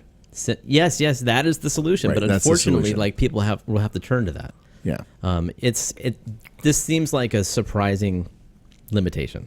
Nobody expects to have to install, and like apparently, unless you're playing Uplay, Aren't they on the C doing drive. a fix for this? Yeah, absolutely. It's on. They say it's at the top of their to-do list, Oh, so I'm not that and worried about it may even be fixed by launch. We'll see. And I just hope that it is, because there are certainly going to be some people who expect to be able to install games that they won't be able to. Had Sony announced their pricing yet when we talked about this last week? Do you remember? Well, last week, yeah. Yeah, because that was Tuesday night, right? Yeah. Okay. Why? I was just there was clarity on the bundles, and I think we talked about it last week, but I couldn't remember. Yeah, so they apparently Amazon sold out of the PSVR bundles in about 10 minutes. I logged on it at 7:07, and they were all gone. I don't know. Who knows what that means? How many? The bundle came with a camera? Yeah, camera the and $500. $500. $500 bundle. There's, as far as I've seen, there's no $400 bundles available anywhere. Yeah, so what's up with that? That's the one I want. I have the Move controllers in the camera. Yeah, me too. So give me the $400 bundle. I think that probably that's the thing that Sony said last week later was that was a region by region basis. My assumption is that the retailers are going to want to sell the $500 one and get rid of all those Move controllers that have been sitting in the back of GameStops for the last 10 years. I'm sure the margins are better on those anyway. I mean, the price doubled on controllers, like overnight, it felt like. The used ones? Yeah. Yeah. I went and bought a bunch of Move controllers to play Johann Sebastian Joust years ago, so I have enough Move controllers to have like 8 people in VR at a time. 6 VR people in LAN VR. party. Yeah. Here we go. I worked on the Move bundle disc, the pack-in disc that they bumped Really? with the Move. Yeah, when we were working on Core as a side project. So we designed the interface to support the Move, and it supported 3D TV. The one question I didn't hear coming out of GDC is, do they know how many people have cameras? Yeah, they totally, of course. Did they say? I don't think I read They that. sold a bunch of those cameras. Is what I heard from Sony. Okay. I don't know what the number is, but you have to have the camera in order to run the bundle. Absolutely. So my assumption is that if they're doing the $400 thing alone, that'll come through Sony at a later date, and that won't be available at retail. What is the killer app for the camera besides VR? That Playroom thing? No, dude, that's a tech demo, and it was really That Playroom thing? Why does a ton of people own the camera? Because everybody thought that you were gonna it's gonna be like the Kinect but better. Yeah. And it was only $50 if you bought it with I had to get the camera because it was with the bundle that I bought for my PS4. Was that Fantasia game out for the PlayStation No, they didn't. camera? No. That only That's just works on Xbox? Kinect. Yeah. As far as I know, there's been literally nothing except for Playroom that uses that camera. Oh, I think you can use Skype. Maybe that might only be on the Xbox too. I can't remember. I can't imagine. Skype's They don't Microsoft, allow it, isn't yeah. it? Yeah. Why No does a way. ton of people own that? I don't think a ton of people own that camera. Well, a week later, after all the demos you've seen, Yeah. do you have any sort of lingering thoughts on platform or what you feel? Because I know you guys talked about. Yeah. I think Norm's policy is to wait at this point. Well, it's always a good policy. Well, I mean, you don't have a choice right now. Like if you want to go to a store and buy it on Monday, you're going to be real disappointed. This is true. But did you come out with any sort of general thoughts? I think around- every platform has pros and cons, and the Oculus is well positioned. It's first to market. It has a very comfortable headset. I would say it's more comfortable than the Vive. However, it doesn't have motion controllers, and it comes off as being a little less expensive for that reason. It's $200 cheaper than the Vive. But Guess what? what? I don't know. I have no. the nothing controllers are going to this time. cost $200, so it's all the same. Absolutely. The touch controllers, the Oculus touch controllers, when they come out in H2, they can't cost more than $200, so otherwise they'll be more expensive than the Vive. But it'll probably cost about that. So because they're going to have to give you another camera, and they're going to have to include both touch controllers. So I think once we get past that hurdle and there's parity between the two Vive and Oculus, then then we should address it that way. And so they're very, very similar. Oculus, I think, is a little more comfortable. Vive, I think, they have room scale going for them. But like I said, a room scale is both a blessing and a curse depending on the game. And how much room you have in your house. Yes, exactly. Like if you live someplace and have a big rec room in your basement, you can just hang some sensors on the wall. Room scale's pretty cool. The main advantage of the Vive is the motion controllers, because that is just another level of immersion. People who haven't done VR before and they use motion controllers, it's just this instant, intuitive interface with the virtual world. Did Valve show anything at GDC standing room only?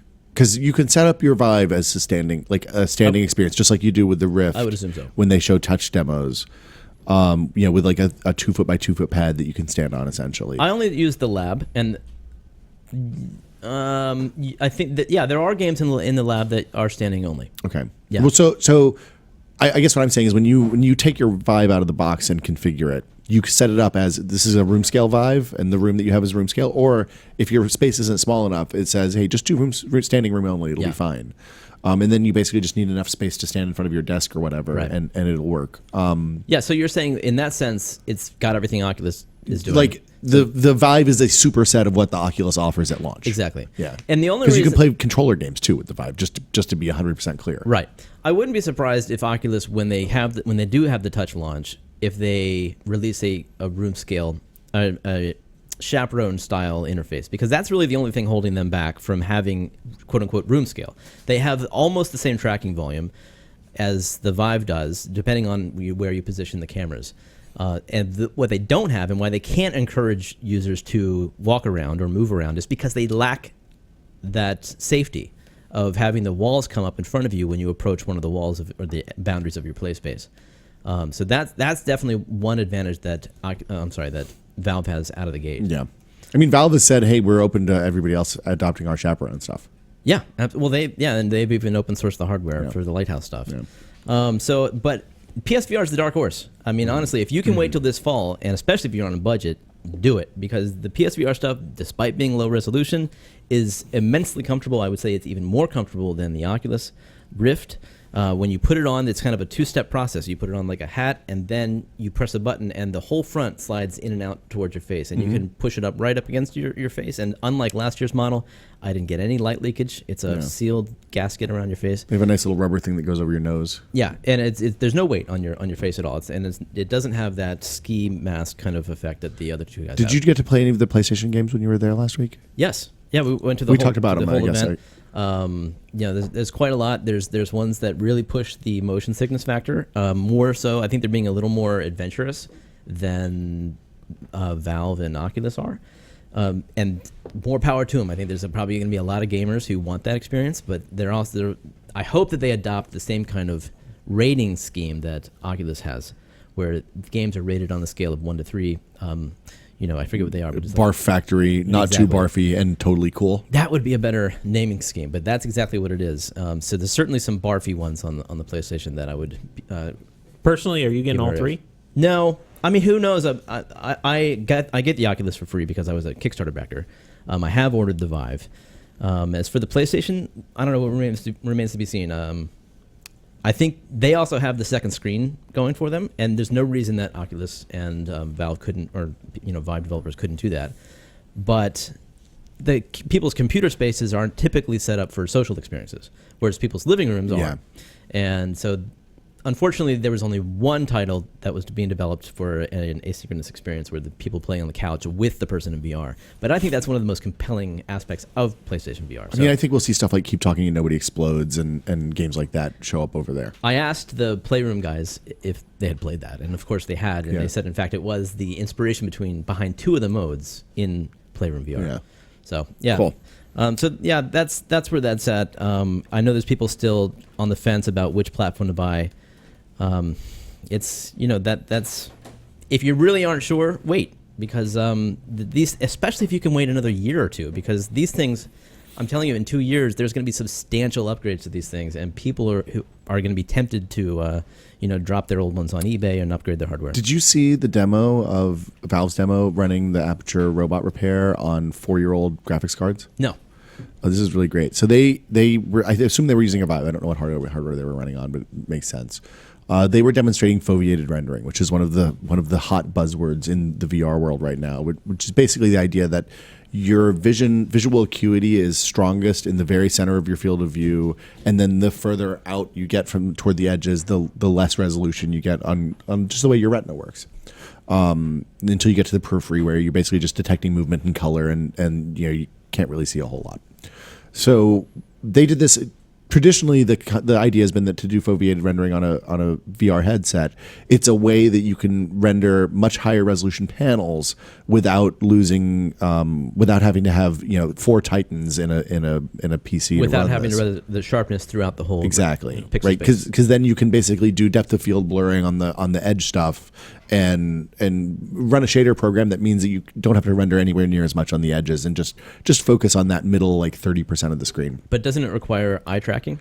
So everybody's always thought it requires eye tracking. The thing that I think Valve realized, and I don't know the details on this, so I'm probably going to get it wrong, and I apologize in advance, is that once you get used to wearing the headset for a while, you kind of stop moving your eyes inside the scene as much, and you move your head more. So they were rendering just the middle part of the screens, and were able to run the aperture robot repair on a really old piece of hardware. That's impressive. Literally a 4-year-old video card.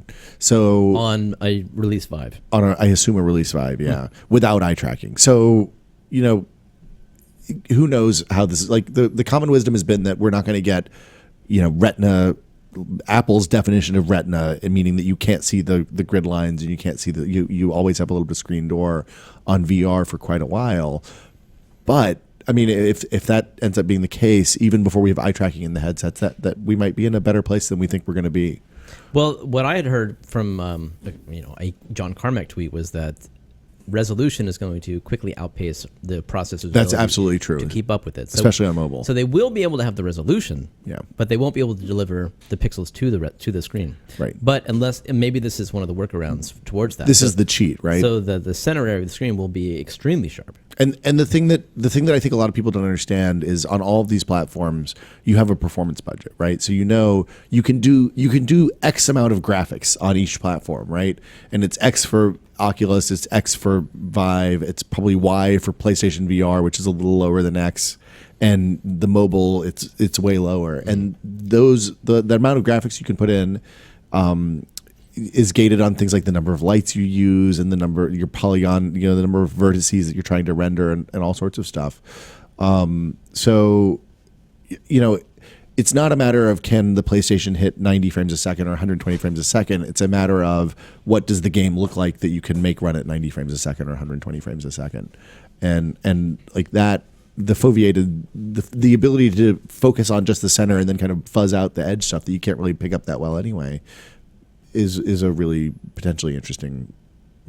Potentially, yeah. I very much am curious about it. I want to try it because I am concerned about being able to not look around the edges. Because if you glance your eyes over there, which is one of the nice things about VR, it does feel your field of view. You can no longer do that. You tend to look straight ahead. You do tend to, but you also might glance around. I wonder if you just lose the immersion too without that. Yeah. I don't know. We'll see. One tip I wanted to pass on from GDC that I saw a lot of people using, not just people at the official events, but people Hand sanitizer on the floor, face sanitizer, who were doing VR are playmats, and this is genius because it almost solves the problem of a lack of chaperone on the Oculus side, on the Oculus Rift side. I was accused online of calling the Rift the Oculus, so I'm trying to say Rift more often. Yo, dog. What people are doing is they're putting down a mat, which is like a kid's playmat. Anything. So a thick rug, a piece of, fake grass, something on the floor that you can feel with your feet while you're standing in VR in your play space. And that gives you an indication when you walk towards the edge of it that you can feel and sense and move back into place, which is pretty smart. I like this a lot. I think people should actually be encouraged to do this in their VR spaces because even if you have chaperone on the Vive, if you can avoid having that come up, as you'll probably want to because it is something that removes you from the experience to some degree. It's an excellent safety device, but if you can feel it with your feet, you can almost like trick your brain into staying immersed. Is there a product for this, or are people just going to Home Depot and buying like car foam mats and cutting them to the right space? I hope there's not a product for this, but no, this is just it's just a rug. It's something that you put down on the ground so the player can feel it. What was the contraption game called? Fantastic Contraption. Fantastic Contraption guys had this at their booth. It's super smart. I would encourage people to think about putting some kind of rug down that they can feel. The pro tip on the Vive I have is that if you're having trouble with cable management, wearing shorts and sock feet so that you can feel the cable with your feet means that you don't even think about it anymore. Barefoot is what I kept hearing. Barefoot, sock feet, same thing. Okay. I just don't want to. I don't like having people walking around barefoot in my house. What about yourself? I'm fine with that. Yeah. I think that's it for the VR Minute, unless you guys have anything else. I think that's everything I got. All right, do we have a moment of science? That's a really good question. Queued up. Do we have a moment of science? Let's have a moment Mr. Hawking. of science.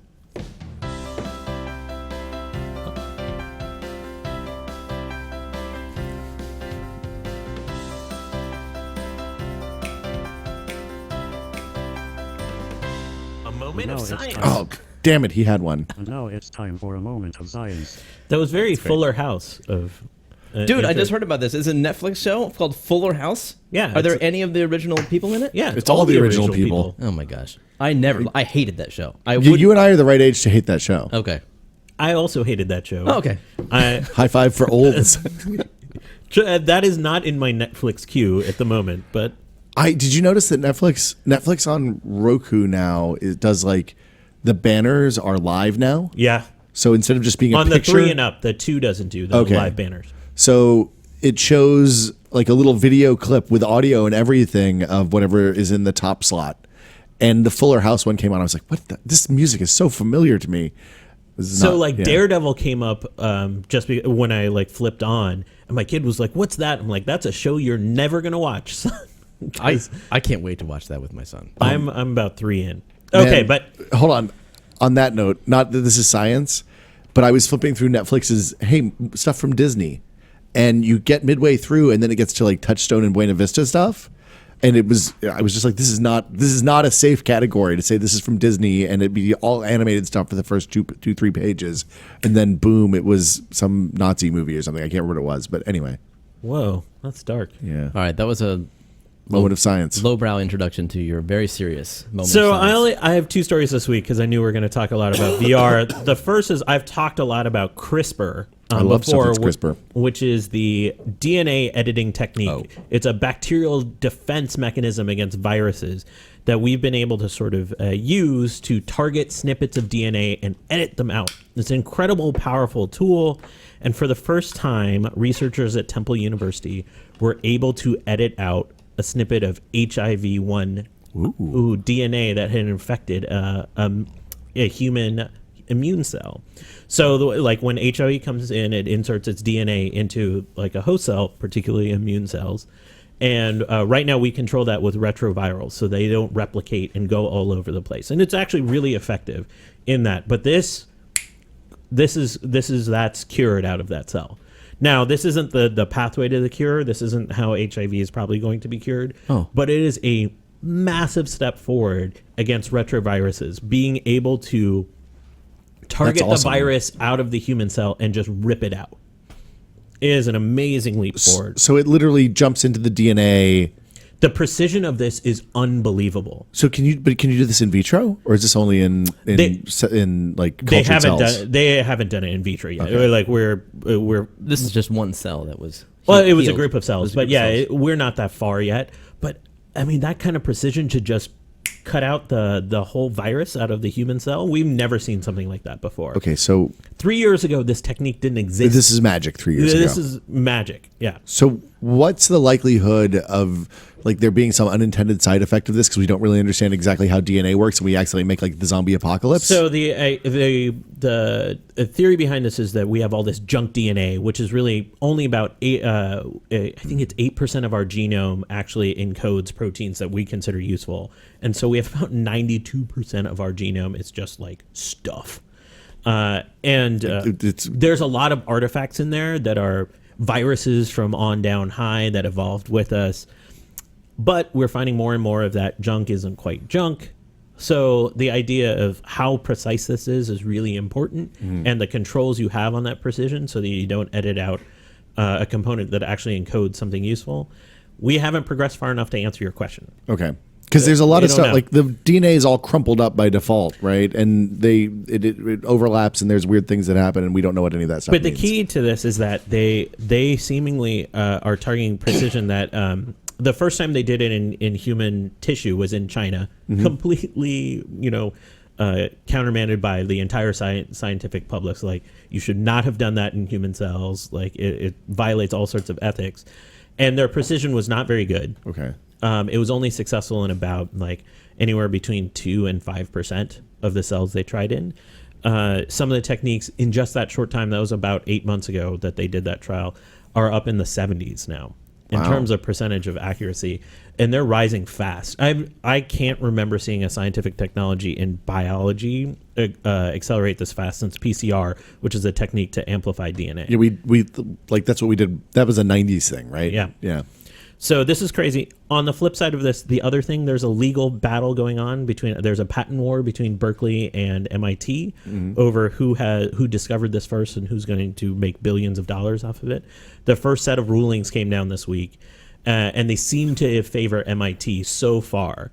The actual date of the rulings, November 17th, I believe, that they're going to have the patent interference trial and decide which patent actually is going to rule them all. Is there going to be a Nobel Prize for this too? There most likely will be. And will it go to whoever wins the legal battle? So right now, the scientists seem to be giving the awards to the UC Berkeley scientists who worked with a scientist at Max Planck, Jennifer Doudna and Emmanuel Charpentier. They're winning all the awards. Like, they won the Breakthrough Prize, which is like Silicon Valley's version of the Science Nobels. They're sweeping all those prizes. The MIT guy has got nothing on that front. So I think they're the ones that are probably going to win the award, but they are right now currently behind, according to handicappers. $1 million versus billions of dollars, I don't know. and the adulation of your peers. You can't underestimate the ego of a scientist. What are the estimates on when there'll be a practical application of this? No idea. I think like people that are making those predictions have no fucking idea. It's just totally made up at this point. But what is different about CRISPR than some other technologies is the acceleration from like, oh, we have something that might work, to like, hey, we're editing human cells successfully, is about, I don't know, somewhere between 3 and 5 times faster than what we've seen in similar technologies. Well, PCR was one of those things that like was discovered and became widespread when I was an undergraduate, and it went from being a thing that you kind of read about and learned about in genetics class when you were a sophomore to like people were doing senior theses on that in 2 or 3 years. You can do that at home right now, Yeah. PCR, with like a $50 device. Yeah, You took genetics class as a It was software? biochemistry. Oh my major. gosh. Yeah, secret scientist over here. Not really. Look, I can work a pipette like a motherfucker, but I heard about an event the other day. You know those like you go painting and drink wine and they have canvases? Yeah. They did one in Emeryville where you painted by pipette. oh, that's interesting. And like they had it. like a scientist come in and do it. I'm old enough that people like they still made undergraduates mouth pipette when I was there. Oh, so no. yeah, No. we were public school. We couldn't afford the clicky fancy thing, so that skill's completely valueless now. Well, you can siphon gas out of cars with that. It's a little trickier.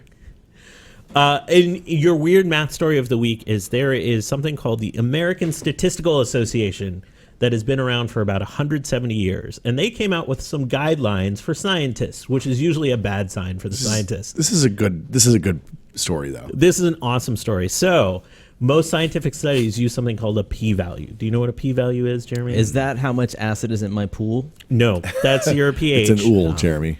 But the p-value is actually is generally used to judge the strength of your evidence, so the strength of your hypothesis. And they generally say, oh, if you have a p-value of below 0.05, that means that you have a 95% chance that your given hypothesis is correct, which is not the right math definition of what this is. Okay. So the math definition of a p-value is that it tests the null hypothesis, which is basically like the null hypothesis, like here's what we know for sure. Okay. The problem is that a lot of times what we know for sure isn't what we know for sure. We're making an assumption. The hypothesis is an actual hypothesis, not a fact. That's right. And so what it really is assuming or judging based that all of your other assumptions are valid, which is a leap. Yeah. There's a 5% chance, if you have a p-value of 0.05, of attaining a result that's as extreme as what you observed. So that's a subtle difference. But what that has resulted in is a lot of people abusing the p-value to say, like, oh, this is a statistically significant result, when it might just be that their assumptions inside their study are wrong, or worse yet, they just hit some extreme value. So when the group of statisticians have come out and said, like, scientists are using this wrong and have been for a long time, what this points to is that a lot of scientific studies that have been reporting p-values as like, yeah, this is a strong finding, have been way off base, and they haven't been reproduced to that same level. And here's how far it's gone. One of my favorite scientists on Twitter is this guy, Mike Eisen. He studies fruit flies over at Berkeley. He tweeted out a snippet of a paper that reported a p-value of p to the minus 200 to show how incredibly accurate their... usually if your math gets you to minus 200, you've done something wrong. Okay. Was he doing this super wrong? He was doing this to demonstrate the problem? Yeah. And so basically, statisticians are coming out now and saying, like, don't use p-values this way. Journals shouldn't accept papers that are using p-values in this way, and take a more critical look at them. Because a lot of things that we're accepting as true based off these studies are way off base. There's actually a couple psychology studies that will reject papers that use p-values in them now because of how badly scientists are using this. So if you're not good at math, fret not. A whole community of scientists are bad at it too. Speaking of math and being good at it, did you see the thing about the crossword puzzle scandal? What crossword puzzle scandal? What did Will Shortz do? No, Will Shortz is he's on the up and up. Oh, okay. So a team of puzzle builders, I heard about this on the Idle Thumbs podcast, and then went and found the story because it was fascinating. They were building software to analyze crossword puzzles to see if they could find a better, like, improve their clue generation and improve crossword puzzles using statistics and science, right?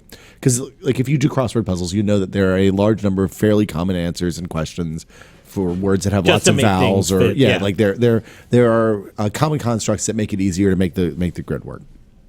So they fed thousands and thousands of crossword puzzles into this analysis tool, and then they found out that there were remarkable similarities in a subset of them that had run in, I think, USA Today and syndicated puzzles. Crossword plagiarism? Crossword plagiarism. So this wasn't what they were going to find out. They wanted to like understand more about how crosswords work, but they found out that Timothy Parker, who was the editor of one of the nation's most widely syndicated puzzles, had edited more than 60 individual puzzles that copy elements from New York Times puzzles, often with using pseudonyms for the byline on the puzzle. And this was reported on 538, which is if you're a statistics nerd, they use p-values correctly, yes. Generally. But yeah, the article's fascinating. It's definitely worth looking at. It's a practical application of statistics. The plagiar. So the way they started looking at it, and like the themes were plagiarized, the answers for the themes were plagiarized, and sometimes even the grid of the puzzle was plagiarized. So yeah, That's insane. I would think that crosswords would be just spit out by a 1990 computer. I don't think you can do crosswords with computers. Why Really? No, they're like, because they're clever. They usually have a kind of whimsy to them that wouldn't come across in that. No, I understand there can be sort of an attitude or a oeuvre to crossword puzzles that you can't replicate by computer, but just like basic design, and then you could tweak. Well, okay, so they definitely do that. So as I understand it, the way that people who make crosswords do it now is you design the kind of joke for the puzzle, the gimmick for the puzzle, and sometimes that'll be a series of literary puns that are really long clues that go across the whole thing. Sometimes it'll be like a bunch of common misspellings of everyday words that show up in weird places, and you have to figure that part of the puzzle out. And then you basically lay out the grid and you feed it into the machine. The machine fills in all the common clues. But this was actually the plagiarism of the theme, and like it was. It actually doesn't bother me that much. I mean, like, because I'm not the author of that crossword puzzle. Right. Yeah. I mean, it's lame, but like, I figure most of the people that are actually, filling out these crosswords aren't noticing plagiarism. Usually you do like one, usually you do the New York Times crossword puzzle, you do your local newspaper crossword puzzle, you do the LA Times, you do the USA Today. Turns out this was the USA Today, so. Oh, yeah. Well, that's not so great. Yeah. Anyway. Did you guys talk about NASA burning up that chip last week? Oh yeah, a little bit. Just not a ship, right? Well, I guess No, the a capsule. So they launched it yesterday. So this is the Cygnus mission where they went to resupply the ISS, and then it's going to detach in a few weeks and float away. And in about 2 months, they're going to set it on fire to actually see how fire propagates across one of these capsules. Oh, we thought it was a capsule. So this is the Cygnus capsule. It's the resupply mission. Yeah. Is going to be lit on fire. Yes. They are not Cool. lighting the... What did you guys talk about then? Yes. They're not lighting the ISS on fire. They're not? No, of course not. I saw how this works in gravity. It's all science. It's But- perfectly safe. They have to be able to retrieve the capsule to do the inspection, right? They have cameras on board that are beaming down live feeds. That's it? They're not going to retrieve it afterwards? No, because he's burned up in the atmosphere. Yeah. Oh, I didn't know if it was heading towards the atmosphere.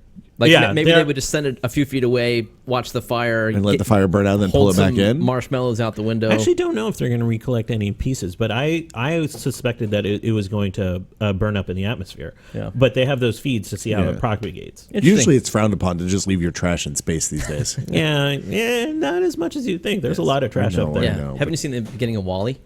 It's true. Yeah. Oh, it is canon. Yeah. So I think that's my favorite launch. We watched the launch last night. Watching a launch with your kid, one of the best things you can do. So my parents go down to have a bunch of friends that live in Cape Canaveral and Cocoa Beach and around there, and so they go down for launches and stuff.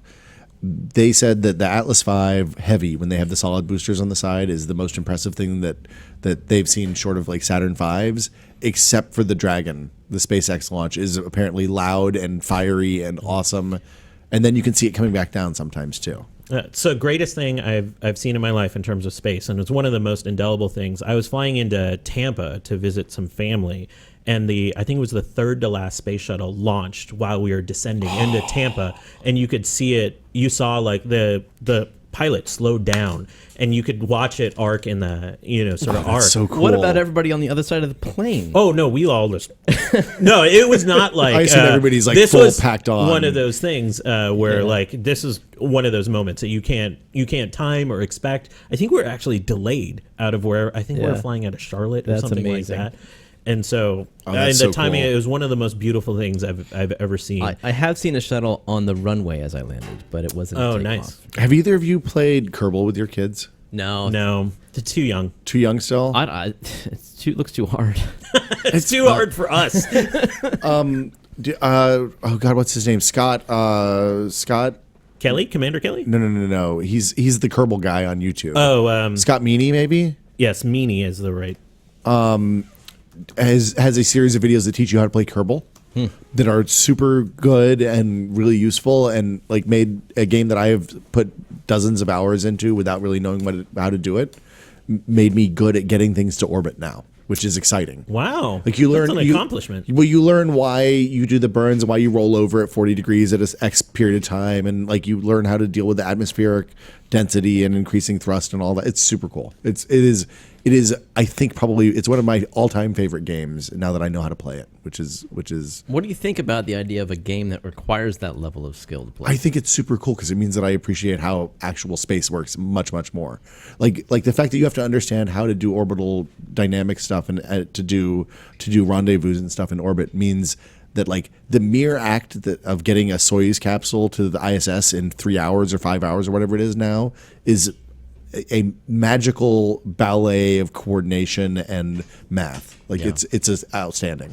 It's impressive. We've all been there when we've heard astronauts speak live, and just is one of the most thrilling moments. Yeah. Because like understanding everything that goes into it.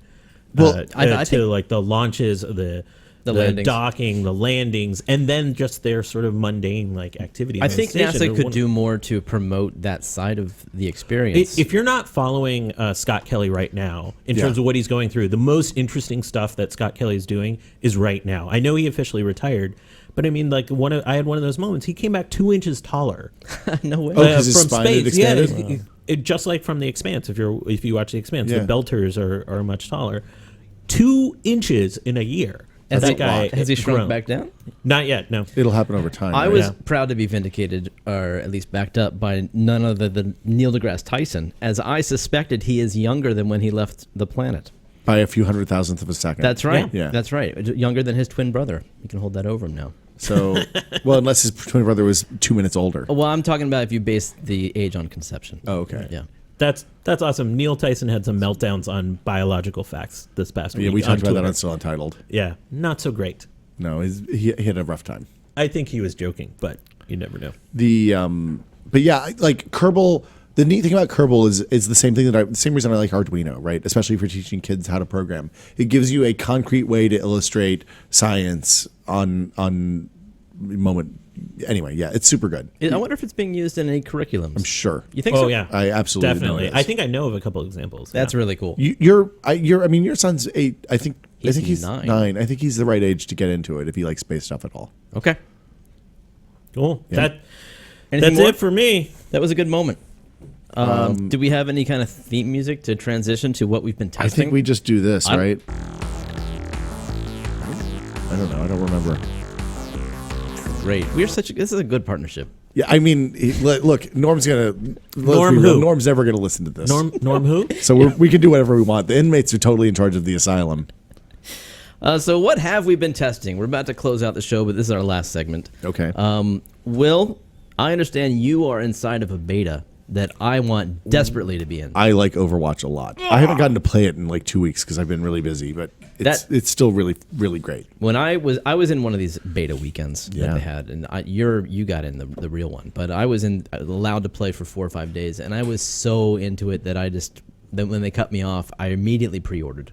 Yeah. I think this is going to be what TF2 was, but Wow. for my adulthood. It's I mean, we've talked about it a couple times on the show, so I won't get into it. But it's a class-based shooter that has kind of MOBA-y elements in that the skills you have like skills that fire at on specific timers, or I mean, I guess that's an MMO thing too, right? So you can fire a protective shield that lasts for 6 seconds and has a 12-second cooldown, Yeah. or you can, so it's a lot about there's a real rhythm to the characters, and each character has a slightly different rhythm. And how many characters? 20? 21 or something. It's crazy. So there's an enormous amount of variety. I mean, they're broken into 4 basic Yeah. skill sets: attack, defense, and that the difference there is whether the skills are stationary. Like there's a guy that turns into a turret and can stay in one place. A guy that builds turrets. There's like a demo man type class that basically can spew grenades in all directions. Those are defense classes. The attack classes are more kind of run and gun, hit and fade type damage DPS dealers. But it's basically the MMO triumvirate, right? Damage, tank, support, heal. Yeah. And who was your favorite class at this point? So I play Diva a lot, which is a mech tank. She's kind of the hit and fade tank. Who were you in TF2? You weren't a soldier. I played medic, soldier. I play almost everything. Is that Like right? the only thing I don't Okay. play is spy. Yeah. I play a lot of engineer. I play a lot of medic. I play a lot of heavy. I play a lot of. I don't play demo man and spy, and I don't play scout. Too slow for that. Maybe we have a tested night I think once this comes out. Definitely. I mean, you guys have progressed too far in Rocket League. It's a few months out. I think it comes out at the end of May, maybe? Yeah, Yeah. but they're gonna have an open beta for pre-orders. Yeah, I've pre-ordered it at this point. It's pretty good. Kishore, what have you been testing? So last time I was on, I installed Android and Preview Live, and then I played around with it for a couple weeks. What is that for the iOS users out here? It is the next version of Android's software. So I think I'm going to call it Nougat. Because they haven't announced what that is. They yet. haven't announced what the N is for yet. Or should I call Neko Wafer? I like Neko Wafer. And so it's gotten a couple things really right. So notifications are way better in Android N. They give you a lot more detail, but they're also more elegant in terms of your ability to interact with them. So like when I get emails, I can expand them out, read previews now, collapse them back down. So you're using the same amount of space, but I get a ton more detail in terms of the notification tray. Biggest thing was multi-window. So I was initially thinking multi-window on a phone, whatever. Multi-window on the phablet has actually been useful for a couple Did you things. say phablet? I did. Damn it, Kishore. This is why I'm not allowed to do tech reviews here at Desktop. But I think on the larger screen, it actually worked out. I'm not sure long-term utility, but I was able to go back and forth between the camera and a social app that I was sharing photos in, and then go back to an email in multi-window and sort of toggle back and forth.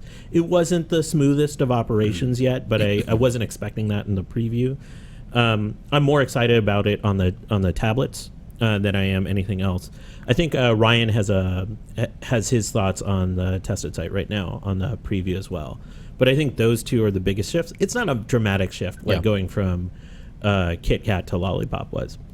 But it is a major release. It is a major release. I mean, it won't be out for a while. Yeah.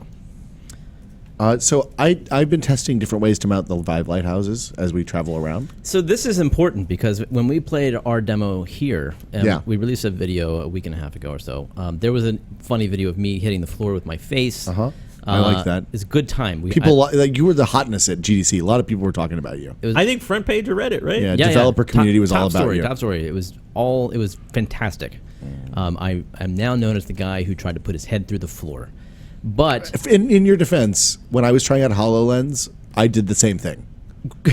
And I could see the floor with HoloLens. So, so as we played here in the office, when somebody would walk past the lighthouse, it would wobble, and that caused a problem in VR. The world starts to shake. When your external point of reference changes, the immutable, unchangeable external point of reference, if it moves, then the headset gets really confused. You mean physically wobble when somebody walks by? Yeah. Those C-stands are wobbly. It causes the world to shake. Yeah. And it's so much so that I had to take the headset off.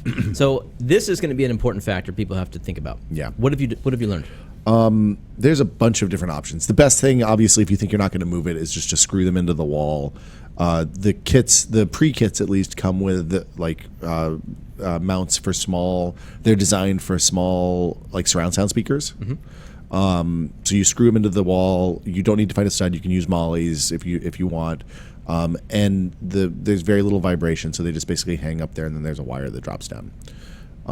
If you want to be able to move it around, that's when it gets tricky. So what Valve recommended for the dev kit versions, which had wobblier gyroscopes that were louder, were these construction poles. They're called extra hands, and they're basically a thing that you cinch up into the ceiling, and it ratchets up, and it's a pole that goes between the floor and the ceiling. So it's like a vertical shower. It's like a vertical shower curtain rod. Yeah, and that's usually, a nicer term for that. They go up to 12 feet. So as long as your ceilings are less than 12 feet, those will work. The problem with them is they're really expensive. So it's like $75 for two of them, I think. And I couldn't find a set of two. I had to buy four. How thick are they? Are they They're heavy. They're not aluminum, so they're steel. They weigh like 20 pounds probably for the two of them. So it is putting a full stripper pole up in your. Yeah, well, it has a big. You can't swing on it because there's a big thing. So I'm not suggesting swinging on it. You've already got that. No, I don't have one. No. The other problem with those is that it looks like a construction pole in your house. It's like those things if you see on when people have scaffoldings outside buildings, you often see those supporting one end of a balance board or something like that. They're not pretty. They're not pretty looking. The solution that a lot of people were using at GDC, and I asked a ton of people about it, were photo studio light stands. So you can get a pair of them from Amazon for $25. They're great as long as the floor's even and not wobbly. So if you have wooden floors, or you're on the second floor and your floor bounces when people walk, they're not going to work well for you. But that's what I bought as my new travel kit when I need to take the Vive on the road and show people on different locations. Oh, that's cool. I live near mass transit. Yeah. And it rumbles, my house rumbles when the train goes by. So it's one of the reasons I didn't get the Vive. As long as the whole house rumbles in sync, you'll be fine. Yeah, I don't think I can make that frequency match up. But I was wondering if there was going to be any sort of stabilization product that, not akin to a gimbal that could actually absorb that. I think this will be enough of a problem that people will it'll be improved. Yeah. That the next generation of the Lighthouse or the second will be will have a gyro inside that actually is just used to stabilize. But if you mount it on the wall and your walls and your floors presumably are moving in the same frequency, it should be no problem. Because a tiny amount of drift is no problem. If you want them to be out of sync. I mean, as long as they stay in sync. As long as they stay in sync. Yeah. And if you drop sync, you're going to use the wire. Because there's a sync cable that comes with a sync cable to run between them if you lose sync on the infrared sync. That was the big thing for me, was finding poles that don't weigh 40 pounds that I can carry to locations to set this thing up. What do you think? That also go high enough. Because the other problem is I originally got photographer tripods, which only go up to 6 or 7 feet. And I bet that's going to be the most common solution. It's a bad solution. You shouldn't do that. That's trouble. They're really expensive. Because they're light, too. They're light. So with the light stands, you'll need some sort of clamp. You can get what's called a pipe clamp, a photographer's pipe clamp, that'll let you clamp a light or a strobe onto a piece of conduit or piping in the environment. That's the best way to mount on those photographer light stands that I've seen real so far. strong clamp. It doesn't have to be super strong. It just needs to be the right size for the pipe that you're using. Right. Yeah. Or you need to build a shim that'll buff it out. Yeah. So yeah, like I'm looking at Amazon right now. There's newer 2 aluminum video tripods that are 10 feet that are $35 for the pair, $28 for the pair, which should be more than sufficient. Well, speaking of VR, I have been focused on an idea I had at the Oculus event after I played Pinball FX 2 VR. And you like pinball. Yes, I do. No. You like pinball in VR is what I mean. Oh, yeah. No, I think I might be the only I like guy. pinball in VR. I feel like I need to shout it from the rooftops because no one's talking about it. But I wish they had the pinball game that was the real tables, not the made up tables. they're adding VR Okay. support. They just haven't actually. They've announced that they're working on it. This is the Pinball Arcade folks. They just haven't. They don't have anything ready. They're a little slower. Okay. The Pinball FX 2 guys, they only have 3 of their tables ready, but they are going to be at launch for Oculus. And so I enjoyed this quite a lot. This was for anybody who it maybe is casual about VR. It might not. Casual about pinball. It might not make that big of a difference. But if you are into pinball, if you are a member of a league, for instance, or if you collect pinball machines, you probably have a higher level of respect and ability with the game. So when you play in VR, you actually probably will improve your game as you can lean left and right to get a beat on the ball and get that trajectory and timing right. It actually makes a huge difference. And I wanted to make a nice interface to play that game so that I could actually feel like I was at a table.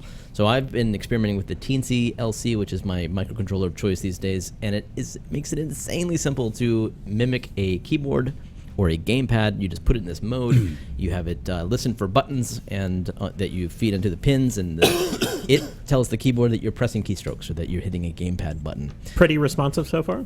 Just as responsive as a keyboard. Or that's awesome. something else. Have you been able to introduce like haptics in it so you can get like the push table kind of? All I've done so far is get the Teensy working and make sure that the game would then respect unfortunately, the Teensy does not look like a Microsoft Xbox gamepad. It looks like a breadboard. No. It looks like a generic gamepad. Yeah. And unfortunately, Pinball FX does not support that. They only support the Oh, 360 gamepad. you can't get the Teensy to emulate the X input controller? No.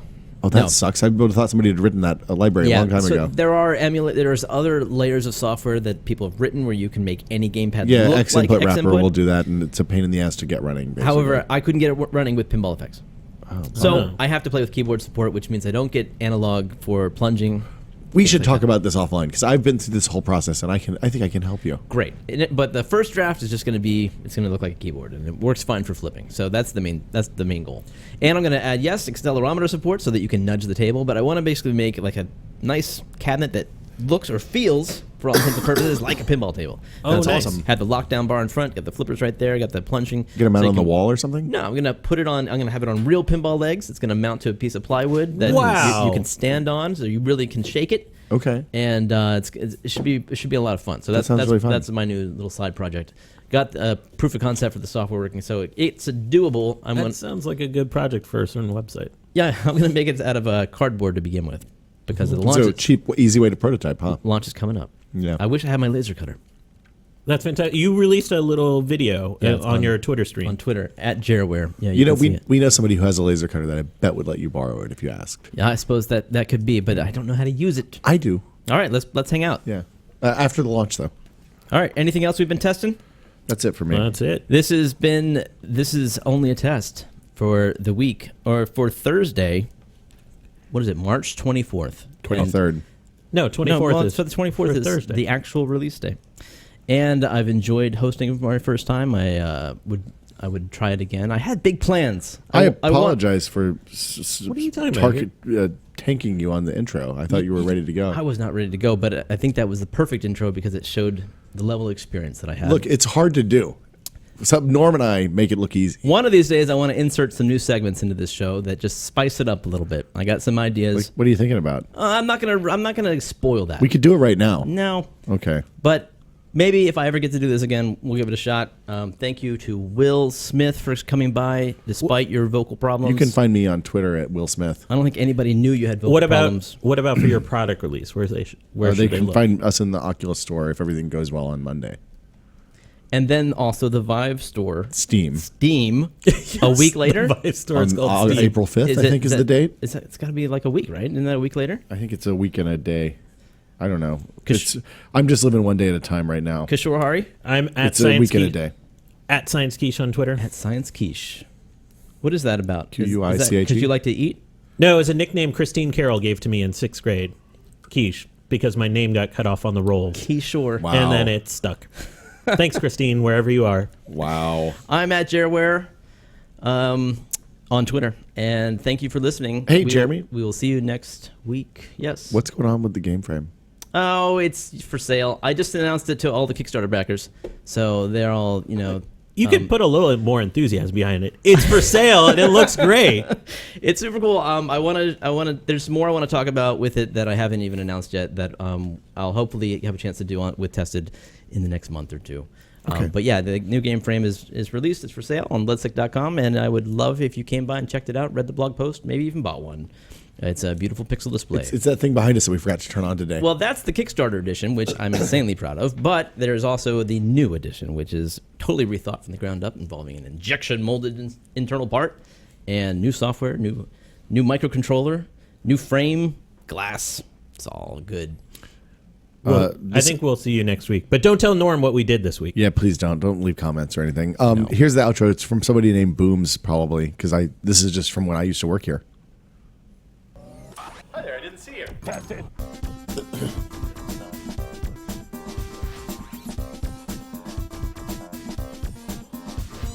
You can buy ants, you know. You can buy almost anything online. My wife once bought a crate full of human heads. She did buy a crate full of human heads. I remember that one. Yeah.